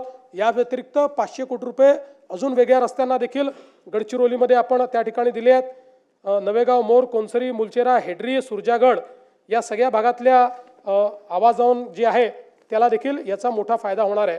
आणि या संदर्भात आता बाकी मान्यता प्राप्त आहे आणि वन जमिनीची देखील पहिली मान्यता आपल्याकडे आलेली आहे. बाकी प्रक्रिया आता त्याची जी आहे ती प्रक्रिया चाललेली आहे. यासोबत नागपूर गोवा शक्तिपीठ द्रुतगती महामार्ग हा एक अतिशय महत्त्वाकांक्षी महामार्ग आहे. याचं नाव जरी नागपूर गोवा असलं तरी देखील याचा सर्वाधिक फायदा हा मराठवाड्याला होणार आहे. मराठवाड्याचं चित्र हा एक महामार्ग बदलून टाकेल. आणि या संदर्भात मागच्या काळामध्ये काही आक्षेपही होते लोकांचे. विशेषतः एक आक्षेप होता जो खरा होता की आपण जी अलाइनमेंट फायनल केली होती ती लोकांनी आपल्या लक्षात आणून दिली की सोलापूरपासनं आपली अलाइनमेंट ही जो राष्ट्रीय महामार्ग आहे त्याला पॅरलल जात होती. आणि त्याच्यामुळे ग्रीनफील्ड महामार्ग का बनवतो, नवीन एरिया ओपन अप होतात. ग्रीनफील्ड महामार्गामुळे अनकनेक्टेड लोक त्याच्याशी कनेक्ट होतात आणि तिथे विकास जातो. आणि म्हणून आमचे जयकुमार गोरेजी, अभिजितजी या सगळ्यांची आम्ही चर्चा केली आणि याची सोलापूरपासनं एक वेगळी नवीन अलाइनमेंट आम्ही तयार केली आहे, जी चंदगडपासनं पुढे मग म्हणजे सोलापूरपासनं जाते, मग सांगलीतनं जाते. आमचे जयंतराव पहिल्यांदा सुटून गेले होते शक्तिपीठ महामार्गातनं, आता तुमच्या जवळ आणलं आम्ही.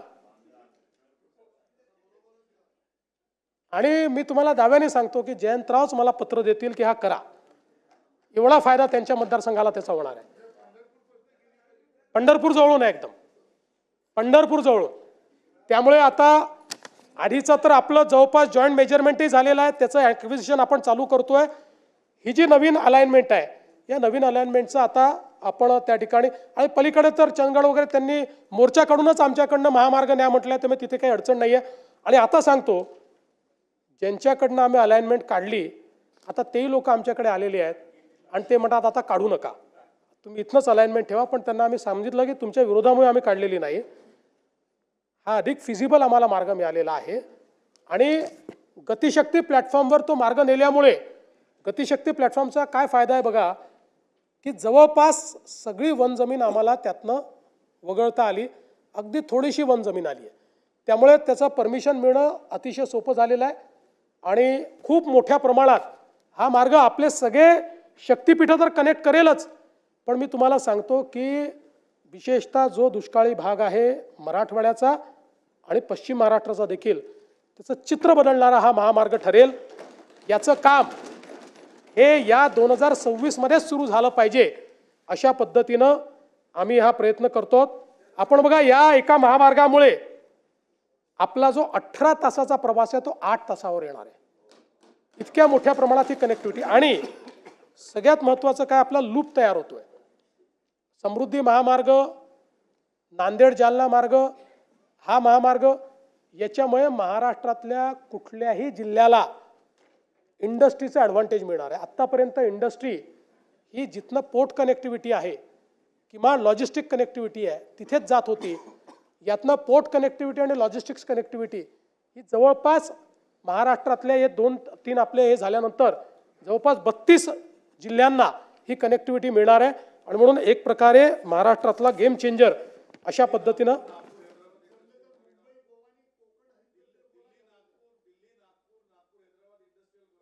करणार आहे तो, केंद्राने अनाऊन्स केला तो. हो हो, मी जरा काय झालं थोडा जास्त अभ्यास विदर्भ मराठवाड्याचा करून आलो ना. त्यानंतर एक अजून महत्त्वाचा मार्ग या ठिकाणी मुंबई कल्याण लातूर महाराष्ट्र हद्द हैदराबाद अशा प्रकारचा एक जनकल्याण द्रुतगती महामार्ग आपण तयार करतोय.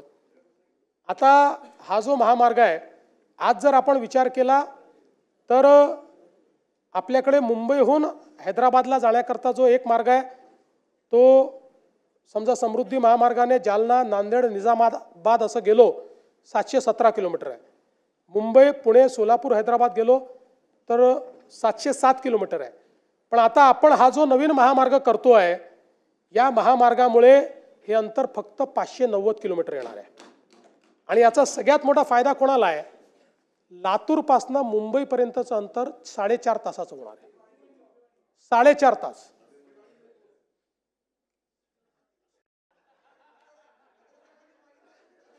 हो, तुम्ही मागितला म्हणून तर मी दिलाय. माझीही सही करू शकतो ना. हे दिलेलं आहे त्यामुळे याची एकूण महाराष्ट्रातली लांबी 450 किलोमीटर आहे. कर्नाटकात 61 किलोमीटर आहे. तेलंगणात 79 किलोमीटर आहे. जवळपास 36,000 कोटी रुपयाचा हा महामार्ग आहे. या महामार्गामुळे ठाणे, पुणे, अहिल्यानगर, बीड आणि लातूर असे 5 जिल्हे या ठिकाणी जोडले जातील. अंतर 130 किलोमीटरने कमी होईल आणि मुंबई ते लातूर प्रवास मी सांगितलं हा 4 तासावर येईल. सगळ्यात महत्त्वाचं काय की हा बदलापूरपाशी येतो. आता बदलापूरला आपण टनेल तयार केला आहे. त्या टनेलमधनं 15 मिनिटात आपण अटल सेतूवर पोहोचतो. त्यामुळे जो व्यक्ती लातूरून निघालेला आहे तो तिथे आल्यानंतर 15 मिनिटाला अटल सेतूवर येऊन अटल सेतूच्या माध्यमातून पुढच्या 20 मिनिटात मुंबईत येऊ शकेल. अशा प्रकारची ही कनेक्टिव्हिटी आहे. यातनं या सगळ्या जिल्ह्यांना वाढवण बंदर, नवी मुंबई विमानतळ याचं देखील एक मोठी कनेक्टिव्हिटी मिळते आहे. आणि मला असं वाटतं की खूप मोठा फायदा या माध्यमातून निश्चितपणे होणार आहे. यासोबत गडचिरोलीमध्ये देखील आपण एक विमानतळ तयार करायचा निर्णय घेतला होता. त्याचं लँड ॲक्विजिशनचं काम आता आपण चालू करतो. मला सांगताना आनंद वाटतो की आपण केंद्र सरकारला त्याचा OLS सर्वे दिला होता. त्याला त्यांनी मान्यता दिलेली आहे. त्याची फिजिबिलिटी ही ॲसर्टन झाली आहे. आणि आपला प्रयत्न आहे की पुढच्या काळामध्ये Gadchiroli gateway to South India आपल्याला करायचं आहे. आणि गडचिरोलीला पूर्ण क्षमतेची धावपट्टी ही आपण त्या ठिकाणी तयार करणार आहोत. त्या संदर्भातली जागा आपल्याकडे तिथे उपलब्ध आहे. गडचिरोलीपासून 8व्या किलोमीटरवर शहरापासून हा एअरपोर्ट आपण महामार्गाच्या लगत त्या ठिकाणी तयार करणार आहोत. आणि नंतर चंद्रपूरपासून तिथे डेडिकेटेड रस्ता आणून सुधीर भाऊंना नागपूरच्या ऐवजी गडचिरोलीतनंच फ्लाईट मिळालं पाहिजे.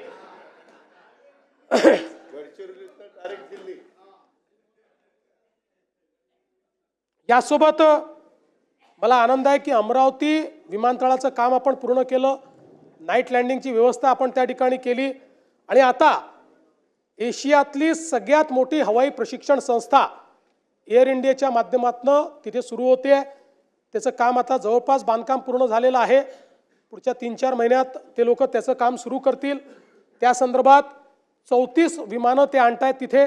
त्यातली 2 विमानं ऑलरेडी पोचलेली आहेत. आणि 14 म्हणजे हे 34 विमानं आणि त्यासोबत 14 पायपर विमानं अशा पद्धतीनं त्या ठिकाणी अतिशय मोठी ही संस्था तयार होते. कारण आज आपल्याला माहिती आहे सर्वात जास्त पायलटची आपल्याला आवश्यकता आहे. आता जो इंडिगोचा प्रॉब्लेम झाला तो पायलटच्या कमतरतेनेच झाला. आणि आता तर आपण 1000 नवीन फ्लाईट्स चालवायचे तर 10-15 हजार पायलट्स लागतील. त्यामुळे ही पायलट ट्रेनिंग अकॅडमी अमरावतीच्या अर्थव्यवस्थेला देखील एक नवीन कलाटणी देईल अशा पद्धतीची ही व्यवस्था आहे. अकोल्याचा जो विमानतळ आहे त्याचंही आता धावपट्टी जी आहे ती धावपट्टी वाढवण्याकरता आपण त्या ठिकाणी निधी उपलब्ध करून दिलेला आहे. आणि ती धावपट्टी ही आपण वाढवण्याचं काम करतो. यासोबत नागपूरमध्ये नवीन Nagpur international business and finance centre IBFC हे तयार करण्याचा निर्णय आपण घेतला आहे. आपल्याला माहिती आहे की आज नागपूर हे शिक्षणाचं माहेरघर झालं आहे. देशातला अतिशय आयकॉनिक अशा प्रकारच्या इन्स्टिट्यूशन्स नागपुरात आहे. VNIT आहे, एम्स आहे, IIIT आहे, GMC आहे, ICAI आहे, NLU आहे. आपलं त्या ठिकाणी वेगवेगळ्या प्रकारच्या या ज्या काही संस्था आहेत, या संस्थांमुळे एक मोठी औद्योगिक इकोसिस्टीम नागपूरला तयार झालेली आहे. आणि म्हणून नवीन नागपूरची निर्मिती आपण करणार आहोत. 1710 एकर जमिनीवर हे नवीन नागपूर आपण विकसित करणार आहोत. ज्या प्रकारे मुंबईत BKC आहे किंवा पुण्यात हिंजवडी आहे, त्याच धर्तीवर एक नवीन बिझनेस डिस्ट्रिक्ट हा नागपूरमध्ये तयार होणार आहे. आणि अंदाज आहे की 5 लाखापेक्षा जास्त रोजगार निर्मिती त्या ठिकाणी होईल. आणि विशेषतः या संदर्भात जमीन ॲक्विजिशनची जी काही आम्हाला कारवाई करायची आहे, मोठ्या प्रमाणात शेतकऱ्यांनी त्या संदर्भातलं आपलं कन्सेंट आम्हाला दिलं असल्यामुळे आणि त्या संदर्भातले फायनान्शियल टाईप्सही झाले असल्यामुळे लवकरच याची जी काही जमीन आपल्याला घ्यायची आहे तीही घेण्याचं काम आपण करू. प्रधानमंत्री आवास योजनेच्या अंतर्गत मला सांगितलं पाहिजे की जवळपास 30 लाख घरं आता आपण बांधतो. आणि हा एक रेकॉर्ड आहे की 16, 17 ते 23, 24 या कालावधीत आपण 13 लाख घरं बांधली. त्यानंतर आवास प्लसमधली आपली जी 2018ची यादी होती, त्या यादीमध्ये एकूण 28 लाख लोक होते. आपल्याला केंद्र सरकारने एकाच झटक्यात 30 लाख घरं दिली. त्यामुळे आता आवास प्लस यादीत एकही त्या ठिकाणी कोणीही वेटिंग लिस्टवर नाही. आणि त्यानंतर आपल्याला ही परवानगी दिली की आता तुम्ही नव्याने कोणाची जर तुम्हाला नोंदणी करायची असेल तर त्याकरता नोंदणीचं पोर्टल उघडलं. आणि हे 30 लाख घरं, त्यातले 3 लाख पूर्णही झाली. या 30 लाख घरांना आपण ॲडिशनल 50,000 रुपये द्यायचं ठरवलेलं आहे. आणि प्लस रूफटॉप सोलर देतो. हे पहिल्या दिवशीपासनं यांना विजेचं बिल येणार नाही, अशा प्रकारची व्यवस्था ही आपण या ठिकाणी केली आहे. खरं म्हणजे झोपडपट्टी पुनर्वसनाशी संबंधित काही महत्त्वाचे मुद्दे आहेत, पण त्या संदर्भात माननीय उपमुख्यमंत्र्यांनी आपलं जे काही याचं उत्तर होतं लक्षवेधीचं, त्या संदर्भातल्या घोषणा केल्या आहेत. त्यामुळे मी पुन्हा सांगून आपला या ठिकाणी वेळ घेणार नाही. जे काही आपण वेगवेगळे प्रस्ताव या ठिकाणी करतो, ज्यामध्ये BDD चाळ असेल, GTB नगर असेल, बांद्रा रिक्लेमेशन असेल, आदर्श नगर असेल, मोतीलाल नगर असेल, SVP नगर असेल, प्रत्येक ठिकाणी मोठ्या प्रमाणात पुनर्वसित लोक करून अधिकची आपण निर्मिती करतो. म्हाडाच्या 56 वसाहतीची योजना आपण केली आहे. त्या संदर्भात सेवा शुल्क आपण माफ केलेलं आहे. म्हाडा अभिन्यासातील भोगवटा प्रमाणपत्र प्रलंबित असलेल्या इमारतीकरता देखील आपण अभय योजना त्या ठिकाणी तयार केली आहे. स्वयं पुनर्विकासाचं अधिमूल्य हे देखील आपण त्या ठिकाणी कमी केलेलं आहे. अमीनभाई कमाटीपुराचा देखील आपण 33/9चा पुनर्विकासाचा प्रस्ताव त्या ठिकाणी टेंडर काढून आता त्यालाही आपण मान्यता दिलेली आहे. मुंबईतल्या जुन्या आणि मोडकळीस आलेल्या उपकर प्राप्त इमारतीच्या पुनर्विकासाचं नवीन धोरण आपण त्या ठिकाणी मांडलेलं आहे. स्वयं पुनर्विकासाच्या संदर्भात प्रवीण दरेकर यांच्या नेतृत्वात आपण एक कमिटी तयार केलेली आहे आणि अतिशय चांगल्या शिफारसी आल्यामुळे त्यालाही आपण चालना दिली आहे. जवळपास 1600 इमारती आता या स्वयं पुनर्विकास योजनेमध्ये त्या ठिकाणी पुनर्विकास करतायत. आपलं जे काही विशेषतः जलजीवन मिशन आहे, या जलजीवन मिशनचे कामं जे अर्धवट राहिलेले आहेत त्या संदर्भात मुद्दा या ठिकाणी उपस्थित होतो. आपल्याला कल्पना आहे की जवळपास 35,000 कोटी रुपये आपण याच्यावर खर्च केले आहेत. पण जे काही सुरुवातीच्या काळातल्या डिझाईनच्या चुका असतील किंवा बाकी गोष्टी असतील, आता अर्धवट कामं पूर्ण करण्याकरता या योजनेला 44,000 कोटी रुपये अजून लागणार आहेत. 44,000 कोटी, 44,000 कोटी, 44,000.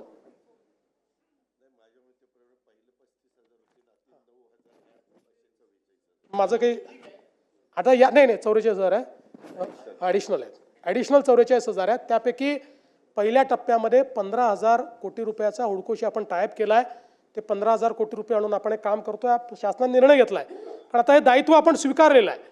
टप्प्याटप्प्याने आपल्याला पूर्ण केंद्र सरकार आता द्यायला आपण त्यांना प्रस्ताव पाठवला आहे. पण त्यांचं म्हणणं आहे की तुमची राज्याची एक प्रकारे चूक आहे. तुम्ही जेव्हा डिझाईन केली योजना त्यावेळी अनफॉर्च्युनेटली अनेक ठिकाणी आपल्याकडे याचं डिझाईन करताना अधिकाऱ्यांनी घर बसल्या डिझाईन केलं आणि त्यामुळे त्यातल्या अडचणी आल्या. पण आता नीट याच्या संदर्भात एजन्सीज लावून थर्ड पार्टीचं जर परीक्षण करून प्रत्येक ही जी योजना आहे त्याला पूर्ण करण्याकरता किती निधी लागणार आहे त्याची फेर प्रशासकीय मान्यता ही आपण करतो आणि फेर प्रशासकीय मान्यता करूनच त्याला आपण निधी देणार आहोत. 15,000 कोटी रुपये त्याकरता आपण उपलब्ध करून देतो. हो, ते तर आता काल अनाऊन्स केलं ना. यासोबत काही अजून विषय आहेत. आता त्या सगळ्या विषयांमध्ये मी जात नाही. मुख्य विषय आपला हो ते करणार ना. आपल्याला माहिती आहे की मुंबईमध्ये मेट्रोचं मोठं जाळं आपण तयार करतो. आतापर्यंत मुंबईमध्ये जी मेट्रोची लांबी कार्यरत आहे ती लांबी जवळपास 91 किलोमीटरची आहे. या 91 किलोमीटरच्या लांबीमध्ये रोज जवळपास 9,50,000 प्रवासी हे प्रवास करतायत आणि आता पुढच्या 2 वर्षामध्ये या 91 किलोमीटर सोबत अजून 132 किलोमीटरची लांबी ही कार्यान्वित होईल.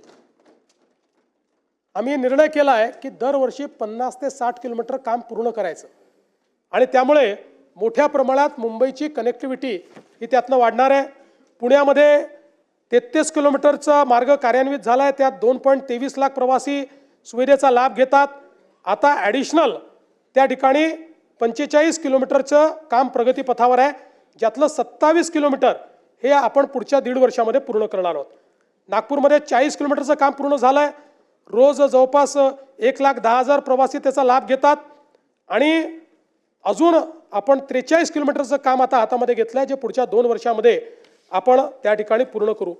यासोबत मुंबईमध्ये जी वेगवेगळी कामं आपण हातामध्ये घेतलेली आहेत, ज्यामध्ये आपल्याला कल्पना आहे की आपण आता ऑरेंज गेट टनेलचं काम चालू केलेलं आहे, ज्यातनं आपण भुयारी मार्ग करतो.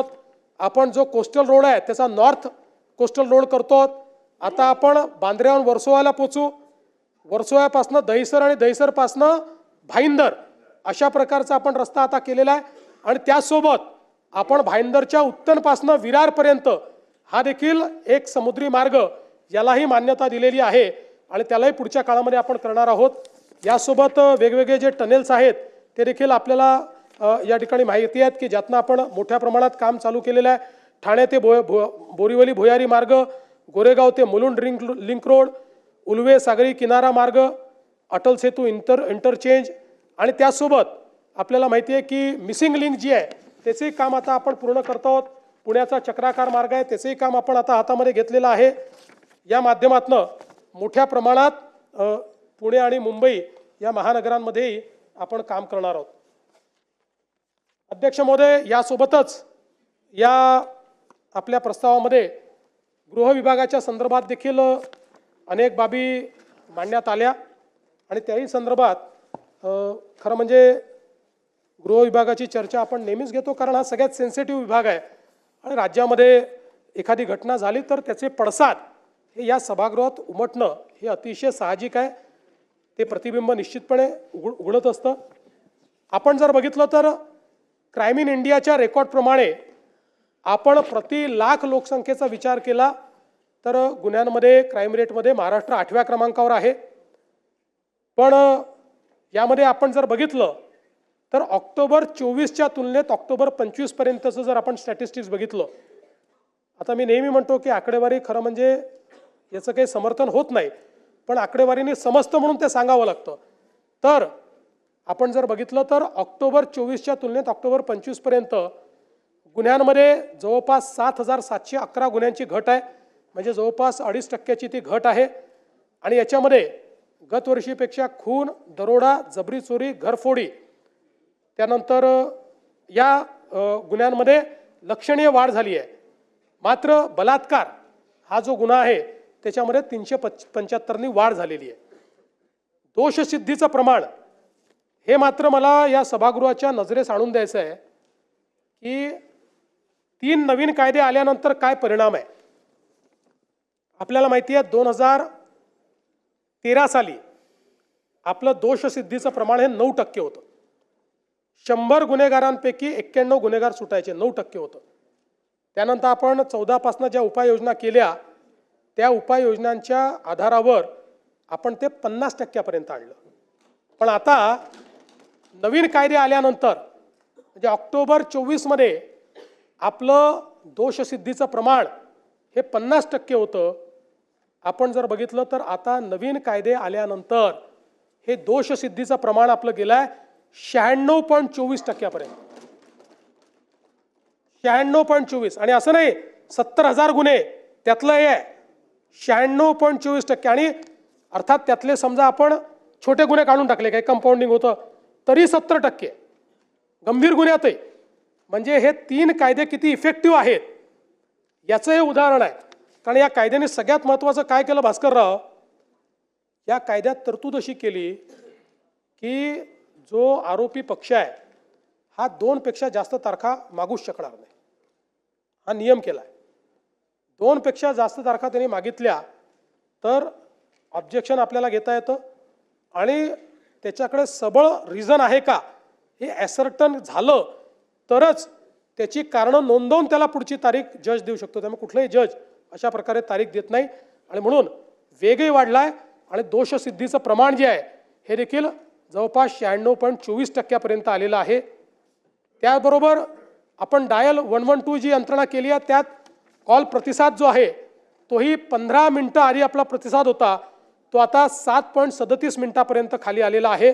त्यामुळे त्यातही लवकर आपण प्रतिसाद देतो. विशेषतः सगळी चर्चा महिला आणि बालकांवरील अत्याचाराच्या संदर्भात होते आणि ते योग्यही आहे.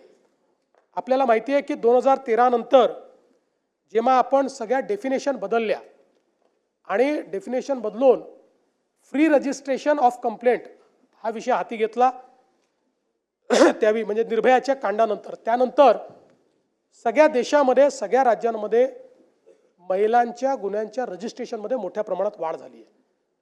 आणि ही जी वाढ आहे एकीकडे वाढ होते याचं आपल्याला निश्चितपणे त्याचं दुःख आहे, पण त्यातले समाधान आहे की यापूर्वीही गुन्हे घडत होते पण त्या गुन्ह्यांमध्ये ते गुन्हे रजिस्टर करणं यामध्ये एक समाजाचं प्रेशर असायचं. कारण आपण पुढे मी तुम्हाला दाखवतो 99% हे गुन्हे हे जवळच्या लोकांकडनं घडलेले असतात आणि म्हणून समाजाचं प्रेशर असायचं. आज महिला समोर येत आहेत.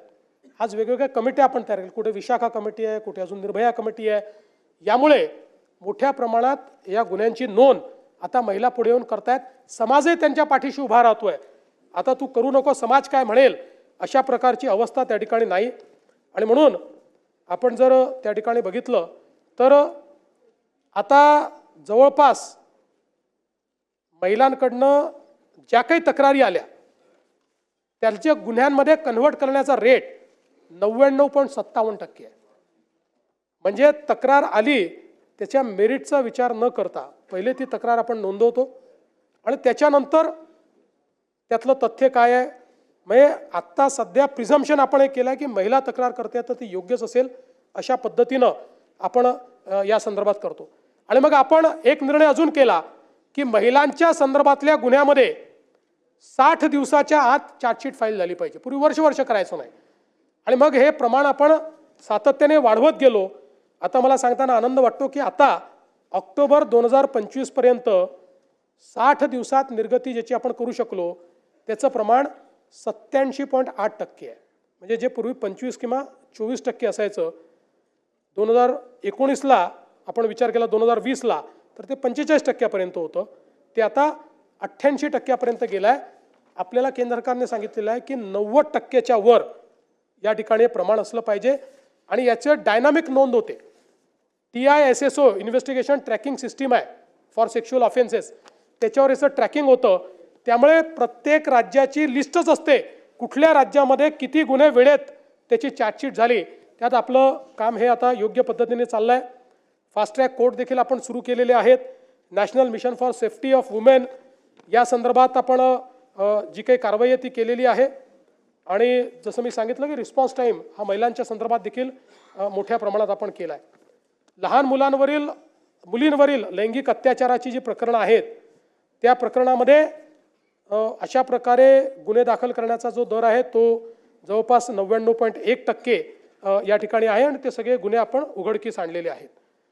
आपण आता ऑपरेशन मुस्कानच्या माध्यमातून 2015 ते 2024 13 ऑपरेशन मुस्कान केले आणि 41,193 लहान मुलं आणि मुली यांचा शोध घेऊन त्यांना त्यांच्या घरी नेलाय. आणि सगळ्यात महत्त्वाचं काय आहे तर याच्यामध्ये जवळपास 20,000 मुलं आणि 8,000 मुली ज्या आपण शोधून घरी पोहोचवल्या त्या आपल्या रेकॉर्डवरच नव्हत्या.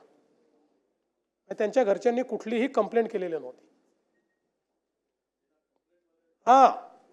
पण हे ऑपरेशन मुस्कानच्या माध्यमातून आणि आता ऑपरेशन शोध आपण चालू केलं. ऑपरेशन शोधमध्ये काय आहे तर आपल्याला माहिती आहे की वर्षभरामध्ये निघून गेलेले लोक परत येतात. परत आल्यानंतर पण एखाद वर्षानंतर शोधण्याची गती कमी होऊन जाते आणि म्हणून ऑपरेशन शोध जुन्या केसेसमध्ये शोध घ्या अशा पद्धतीने आपण चालू केला. आणि त्यातही जवळपास 17/4/25 ते 15/5/25 या कालावधीत ऑपरेशन शोध एक मोहिमेच्या अंतर्गत 4,960 महिला आणि 1,364 बालकांचा शोध घेण्यात आला आणि रेकॉर्डवर नसलेल्या अजून 106 महिला आणि 707 बालकांचा शोध हा या ऑपरेशनमध्ये घेण्यात आला. आणि तसंच आता ऑपरेशन शोधचा दुसरा जो टप्पा आहे तो टप्पा देखील या ठिकाणी चाललेला आहे. आणि मग एक आपला नेहमीचा मुद्दा या ठिकाणी येतो की अपहरणाचा मुद्दा एक सातत्याने आपल्याकडे मांडला जातो की किती अपहरण झालं अशा पद्धतीनं एक मुद्दा मांडला जातो. मुळामध्ये मला या ठिकाणी लक्षात आणून द्यायचं आहे की केंद्र सरकारने एक निर्णय केला आणि त्या निर्णयाच्या अंतर्गत केंद्र सरकारने सांगितलं केंद्र सरकारने सांगितलं की कुठलेही अशा प्रकारची महिला असेल मुलगी असेल घरातनं निघून गेली आणि 24 तासात जर ती सापडली नाही तर फौजदारी गुन्हा पकडायचा आणि मग किडनॅपिंगचा गुन्हा आपण दाखल करतो. अनेक वेळा नंतर त्या परत येतात सापडतात कधी घरगुती भांडणातनं त्या ठिकाणी गेलेले असतात आणि म्हणून हा जो नंबर आहे हा नंबर फार मोठा सुरुवातीला आपल्याला दिसतो. पण आपण जर बघितलं तर महाराष्ट्रामध्ये या संदर्भात जे काही अपहृत अल्पवयीन मुली किंवा जी काही मुलं आहेत महिला आहेत या संदर्भात साधारणपणे त्यांचं जे काही परत आणण्याचा दर आहे हा वर्षाचा 86%. गेलेले 86% परत येतात आणि पुढच्या वर्षात अजून त्यातले 10% परत येतात म्हणजे सापडतात. एका वर्षात 86% सापडतात आणि असं करता करता 98% आपण पोहोचतो. कुठे कमी अधिक होतो पण 90% आपण जातो की जे परत येतात. म्हणजे एक तर आपण त्यांना शोधतो किंवा ते परत येतात किंवा त्यांची भांडणं त्या ठिकाणी संपतात. आणि म्हणून आपण जर कारण आता मुंबईची चर्चा फार मोठ्या प्रमाणात झाली आणि म्हणून मुंबईमध्ये तर आपण जर बघितलं तर मुंबईमध्ये तर हा परत आणण्याचा दर जो आहे हा 99% मुंबईमध्ये. आपण जर विचार केला 2022 सालचा तर 2022 त्या ठिकाणी एकूण जे काही अशा केसेस फौजदारी गुन्हे किडनॅपिंगचे किंवा निघून गेल्याचे झाले त्यात 1892 पैकी 1870 परत आले. म्हणजे 99% हा रेट आहे. किंवा 23 आपण बघितलं तर 1257 पैकी 1887 त्या ठिकाणी परत आले. परत 98.5% रेट आहे. 2024 1999 पैकी 1973 आपण परत आणू शकलो म्हणजे परत 99% रेट आहे. त्यामुळे अनेक वेळा काय होतं स्टॅटिस्टिक्स कसं मिसलिडिंग असतं की आपल्याला असं वाटतं की बाबा मुंबईमध्ये वर्षाला 1900 लोक किडनॅप होत आहेत. मग त्याचं आपण प्रति दिवशी काढतो मग त्याचं प्रति तासाला आपण काढतो आणि मग आपण त्या ठिकाणी सांगतो रोज इतके बालकं किडनॅप होत आहेत रोज इतक्या महिला किडनॅप होत आहेत. त्यामुळे मुंबईत कायदा आणि सुव्यवस्था बाकी नाही. वर्षभराने पोलीस त्यांना परत आणतायत हे मात्र कोणीच सांगत नाही. त्याच्यामुळे मुंबई ही सुरक्षित आहे. मुंबईत नोन अशा प्रकारच्या कुठल्या गँग्स नाहीत पण काही असल्या तरी त्या जेरबंद आपण करतो आणि अशा प्रकारे हे जे काही हरवलेले किंवा किडनॅप झालेले आहेत त्यांना परत आणण्याचं काम देखील पोलिसांच्या माध्यमातून मोठ्या प्रमाणात चाललेलं आहे. हे होत असताना मला या ठिकाणी सांगायचं आहे की आपण मोठ्या प्रमाणात पोलीस भरती या महाराष्ट्रामध्ये केलेली आहे. गेल्या 10 वर्षात, हे मी गृहमंत्री जास्तीत जास्त काळ होतो म्हणून सांगतो, केलेली पोलीस भरती 88,633 आहे आणि गेल्या 3 वर्षात केलेली पोलीस भरती ही 51,207 आहे आणि आता पुन्हा 25,000 पोलीस भरती ही महाराष्ट्रामध्ये चाललेली आहे. त्यामुळे एक प्रकारचा पोलीस भरतीचा रेकॉर्ड हा महाराष्ट्रामध्ये आपण त्या ठिकाणी तयार केलेला आहे. प्रतिबंधात्मक कारवाई मोठ्या प्रमाणात आपण वाढवली आहे, त्याची आता आकडेवारी देऊन आपल्याला मी सांगणार नाही. नवीन फौजदारी कायद्यांच्या संदर्भातही मी आपल्याला सांगितलं आहे, उशीर झाल्यामुळे त्याही संदर्भात आपला जास्त वेळ मी घेत नाही. पण अनेक वेळा आपल्या चर्चेमध्ये नेहमीच नागपूरचं नाव आल्याशिवाय आपल्याला चर्चेला काही तडका येत नाही, सावजी होत नाही तो. त्यामुळे मी आपल्याला सांगू इच्छितो की नागपूर शहरामध्ये ऑक्टोबर 2024च्या तुलनेत ऑक्टोबर 2025मध्ये एकूण 901 गुन्हे कमी झाले आहेत. गुणात्मक बदल आहे. आणि यामध्ये हा 52 इंचीच आहे, तेच लक्ष देतात, मी देतच नाही. मी मुंबईत असतो, ते नागपुरात ते असतात. याच्यातही प्रमुख शीर्षक जे आहेत, खून, खुनाचा प्रयत्न, दुखापत, बलात्कार, चोरी, जबरी चोरी, दरोडा, या प्रत्येक शीर्षामध्ये गुन्हे कमी झालेले आहेत, नागपुरात गुन्हे वाढलेले नाहीत. आणि मग काय काय कारवाई केली आहे ते आता सांगून आपला वेळ घेत नाही. भरपूर कारवाई झालेली आहे, त्यामुळे त्या संदर्भात जास्त वेळ घेत नाही. यासोबत खरं म्हणजे सायबर गुन्ह्यांच्या संदर्भात देखील आपल्याकडे एक महत्त्वाचं सगळ्या चर्चा येतात. आता खूप चांगल्या पद्धतीनं आपण सायबर गुन्ह्यांमध्ये महासायबर अशा पद्धतीनं आपलं एक नेटवर्क तयार केलेलं आहे. हे जे आपलं हेडक्वार्टर आहे महासायबर, हे देशातलं सगळ्यात आधुनिक हेडक्वार्टर आहे. आता जवळपास 4-5 राज्यांनी आपल्याला विनंती केली, आपण त्याला कॉर्पोरेशनमध्ये परिवर्तित केलं आहे, कारण आपण एवढी कॅपॅबिलिटी उभी केली तर त्याचा फायदाही झाला पाहिजे. आता 3-4-5 राज्यांनी आपल्याकडे येऊन ते पाहून गेले, त्यातले 3 राज्य तर नक्कीच आपल्याला त्यांच्याकडे तसं महासायबर उभं करण्याचं काम देत आहेत. आणि 2 देश हे आता आपल्याला ते काम देत आहेत महासायबरला, की तशा प्रकारचं सायबर हेडक्वार्टर आपण त्यांच्याकडेही जाऊन उभं करावं. त्यातलं आज रात्री 8:30 वाजता एका देशासोबत कदाचित आमचा अंतिम करार होईल. आणि या माध्यमातून आता आपल्याकडे कॅपेबिलिटी आहे. आपण पूर्वी ज्या गोष्टींकरता केंद्र सरकारकडे पाहायचो त्या सगळे आता आपण त्या ठिकाणी कॅपेबिलिटी वापरू शकतो. गोल्डन अवरमध्ये लोकांचे जाणारे पैसे आपण थांबवू शकतो. मोठ्या प्रमाणात आपल्याकडे हे फेक कॉल सेंटर्स असतील, मोठ्या प्रमाणात सायबर फ्रॉड्स असतील, डिजिटल अरेस्ट असेल, या सगळ्या गुन्ह्यांमध्ये आपण लोकांना वाचवलेलं आहे. आणि सगळ्यात महत्त्वाचं की अनेक मुली ज्या सेक्स्टॉर्शनच्या बळी पडल्या होत्या आणि आत्महत्येच्या विचारात होत्या, अशांना वाचवण्याचं काम या आपल्या सायबर युनिटच्या माध्यमातून झालं आहे. 100पेक्षा जास्त लोक असे आहेत की आपल्या सगळ्या जे काही सोशल मीडिया चालतो, या सोशल मीडियामध्ये असं लक्षात आलं की आत्महत्या करण्याची त्यांनी काही म्हणजे संकल्पना बोलून दाखवली आहे किंवा निराशा दिसते आहे, त्यांना स्वतः हुडकून आणि त्यांच्याशी चर्चा करून त्यांना आत्महत्येपासून परावृत्त करण्याचं काम हे आपल्या महासायबरच्या माध्यमातून आपण केलेलं आहे. आणि आज आपल्याकडे खूप मोठ्या प्रमाणात त्याची व्यवस्था आहे. अंमली पदार्थ हा आज आपल्यासमोरचा सगळ्यात मोठा प्रश्न आहे. महाराष्ट्रामध्ये अंमली पदार्थाच्या संदर्भात एक 0 टॉलरन्सची आपण भूमिका घेतली आहे. अनेक वेळा लोक असं म्हणतात की बाबा इथे माल सापडतोय, तिथे माल सापडतोय. याचं कारण आहे की एक मोठं इंटेलिजन्सचं नेटवर्क तयार झालं आहे. केंद्र सरकारने आता सगळ्या राज्यांना एका पेजवर आणलं आहे. सगळे राज्य इंटेलिजन्स शेअरिंग करतायत. आपण तेलंगणामध्ये जाऊन पकडलं, आपण दिल्लीमध्ये जाऊन पकडलं, कारण इंटेलिजन्स शेअरिंग होत आहे. आणि म्हणून आता मोठ्या प्रमाणात आपण याची कारवाई सुरू केलेली आहे.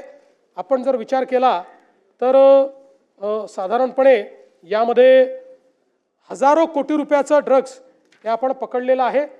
त्याची सगळी माहिती आहे ती देत नाही आणि पकडल्यानंतर ते नष्ट करण्याचं काम आपण करतोय. म्हणजे ते पुन्हा सायकलिंगमध्ये यायला नको म्हणून दर 6 महिन्यांनी जेवढ्या वेगवेगळ्या युनिटमध्ये ड्रग पकडलं गेलं असेल त्याचं फॉरेन्सिक आपण त्याचा रिपोर्ट असतो, त्यामुळे त्या सगळ्या साठ्याची आपल्याला आवश्यकता नसते, आपल्याला त्याची परवानगी मिळते. तो सगळा साठा आपण जाळून टाकतो, तो पुन्हा रिसायकलिंगमध्ये आपण येऊ देत नाही. आणि खूप ठिकाणून येतोय असं नाही. काय होतं याच्यामध्ये हे MD वगैरे तर नानाभाऊ पूर्वीच्या काळामध्ये जसं आपण आपल्याकडे गुऱ्हाळ असायचं, कढईमध्ये उसाचा रस टाकला की आपले सराटे घेऊन आपण त्यातनं राब काढायचो आणि गुळ तयार करायचो, असं मेफेड्रॉन तयार होतं, साध्या कढईमध्ये तयार होऊ शकतं. हा एक मोठा चॅलेंज आहे. म्हणजे आपण ते मोठे मोठे ड्रग्ज जे आहेत महागडाचे ते तर आपण पकडतोय, ते बाहेरून यावे लागतात. पण या ठिकाणी हे ड्रग्ज जे आहेत हे अतिशय सिम्पली तयार होत आहेत आणि म्हणून याच्यावर इंटेलिजन्स व्यवस्था ठेवणे आणि त्याच्यावर कारवाई करणे आणि कडक कारवाई करणे. म्हणूनच आपण ड्रग्सच्या संदर्भात 2 गोष्टी केल्यात. MPD आणि मोकामध्ये यांना घेतलेलं आहे, ते आपण लावतो. आणि कोणी पकडलं गेलं, पेडलरी पकडला गेला तरी फॉरवर्ड लिंकेज काय आणि बॅकवर्ड लिंकेज काय हे आपण शोधून काढतो. वेगवेगळ्या ठिकाणी लक्षात आलं की कंटेनरमध्ये ड्रग्ज येत आहेत.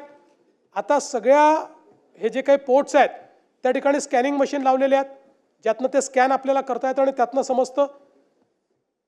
पोस्टाने पाठवतायत, आपलं वेगवेगळ्या प्रकारच्या पद्धती त्या ठिकाणी वापरतायत. तेही सगळ्या लोकांना आपण हे सांगितलेलं आहे की तुमच्यावर जबाबदारी आहे. तिथे भेटी देऊन तिथली सिस्टीम जी आहे ती सॅनिटाईज करण्याचं काम आपण केलेलं आहे. मोठ्या प्रमाणात जाणीव जागृती होते आणि विशेषतः ज्या पोलिसांनी याच्यामध्ये डायरेक्ट इनडायरेक्ट सहभाग घेतला असेल त्या पोलिसांना आपण बडतर्फ केलेलं आहे, त्यांना सस्पेंड केलेलं नाही. थेट 311 खाली आपण त्यांना बडतर्फ केलेलं आहे, हे देखील या निमित्ताने मला सांगायचं आहे. यासोबत काही अजून वेगवेगळ्या गोष्टी आपण मांडलेल्या आहेत. मी आता त्या सगळ्या गोष्टी आपल्यासमोर म्हणजे काही महिला अत्याचाराचे विषय ते देखील आपल्यासमोर ठेवले आहेत. भ्रष्टाचाराच्या संदर्भात मुद्दे मांडल्यात. खरं म्हणजे महाराष्ट्रामध्ये आपण मोठ्या प्रमाणात गेले काही वर्ष सापळे तयार करतो. आज आपण बघितलं तर जेवढ्या सापळ्याच्या कारवाया महाराष्ट्र करतोय तेवढं इतर कुठेही होत नाही. आणि एकही अशी कंप्लेंट नाही की आम्ही अँटी करप्शनला तक्रार दिली आणि आमची तक्रार समोरच्याला मिळाली. आत्ता आपण जे सापळे करतो आहोत 99% सापळ्यांमध्ये आपण यशस्वी होतो आणि हे सुरूच राहील. आता याचं इंटरप्रिटेशन कोणी हेही करू शकतं की या घटना वाढतायत म्हणजे आपल्याकडे भ्रष्टाचार वाढलाय. माझं मत असं आहे जेवढे जास्तीत जास्त लोक भ्रष्टाचारी पकडले जातील अशा गुन्ह्यांचं रजिस्ट्रेशन हे मला असं वाटतं की लोकांवर जरब आणेल आणि निश्चितपणे त्या ठिकाणी भ्रष्टाचार जो आहे तो कमी होईल. एक राजकीय विरोधकांवर सूड भावनेने दाखल होत असलेले असे कुठलेच गुन्हे आपण दाखल करत नाही. टोळ्यांच्या दहशतीच्या संदर्भात देखील काही विषय आलेले आहेत. मोठ्या प्रमाणात यामध्ये कारवाई आपण केली आहे. आपण जर बघितलं तर पुण्यामध्ये जवळपास 42 गुन्हे आपण दाखल केले आहेत. 182 आरोपी जे टोळ्यांच्या माध्यमातून काम करतात त्यांच्यावर कारवाई केली आहे. मुंबई शहरामध्ये 17 गुन्हे आहेत, ठाणेमध्ये 14 गुन्हे आहेत, अहिल्यानगरमध्ये 7 गुन्ह्यांमध्ये 45 आरोपी आहेत. MPDAच्या कायद्याच्या अंतर्गत 528 लोकांवर कारवाई केली आहे.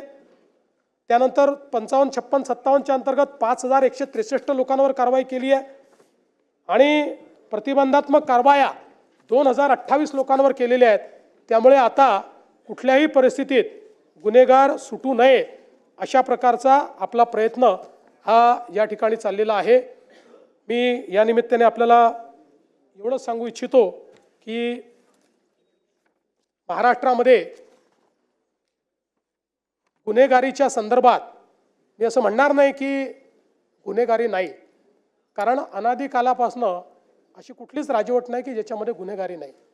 गुन्हेगारी प्रवृत्ती आहे, पण त्या प्रवृत्तीला ठेचण्याची शासनाची मनीषा आहे की नाही, इच्छा आहे की नाही हे महत्त्वाचं आहे. आणि म्हणून या निमित्ताने मी आपल्याला सांगतो की कुठल्याही परिस्थितीत गुन्हेगारांना सोडायचं नाही हा आमचा प्रयत्न असणार आहे. आणि हे सगळं करत असताना अनेक वेळा पोलिसांकडनंही चुका होतात, होत नाही असं नाही. इतकी मोठी सिस्टीम आहे, 2 लाख पोलीस आहे, पण त्यांनाही पाठीशी आम्ही घालत नाही. त्यांच्यावरही योग्य कारवाई करणं हा आमचा प्रयत्न असतो. आणि म्हणून मी या निमित्ताने या सभागृहाला आश्वस्त करू इच्छितो, पोलीस मॉडर्नायझेशन मोठ्या प्रमाणात आपण केलेलं आहे. त्यातनंही सर्व्हिलन्सच्या सिस्टीम्स आहेत, मोठं CCTVचं नेटवर्क आपण सुरू केलेलं आहे. ट्रॅफिक मॅनेजमेंटमध्ये आपण CCTV वापरतो आहोत, आर्टिफिशियल इंटेलिजन्स आता आपण वापरतो आहोत. त्यामुळे स्ट्रीट क्राईम तर आपण खूप मोठ्या प्रमाणात आजकाल डिटेक्ट करू शकतो. आणि म्हणून मी या सभागृहाला आश्वस्त करतो की आपण वेगवेगळ्या लोकांनी ज्या भावना मांडलेल्या आहेत आणि काही प्रकरणं देखील दिलेली आहेत, सगळ्या प्रकरणांचा मी उल्लेख केला नसला तरी त्या सगळ्यांवर आम्ही कारवाई करू आणि त्या संदर्भातली माहिती आपल्यापर्यंत पोहोचवू. पुन्हा एकदा सांगतो, आपल्या सगळ्यांच्या सहकार्याने, आता नाही आहे माझ्याकडे, मागून देतो. त्यामुळे आपल्या सगळ्यांच्या सहकार्याने महाराष्ट्र पुढेच जातोय, महाराष्ट्र पुढेच जाईल, महाराष्ट्र थांबणार नाही, एवढंच सांगतो आणि माझं बोलणं संपवतो.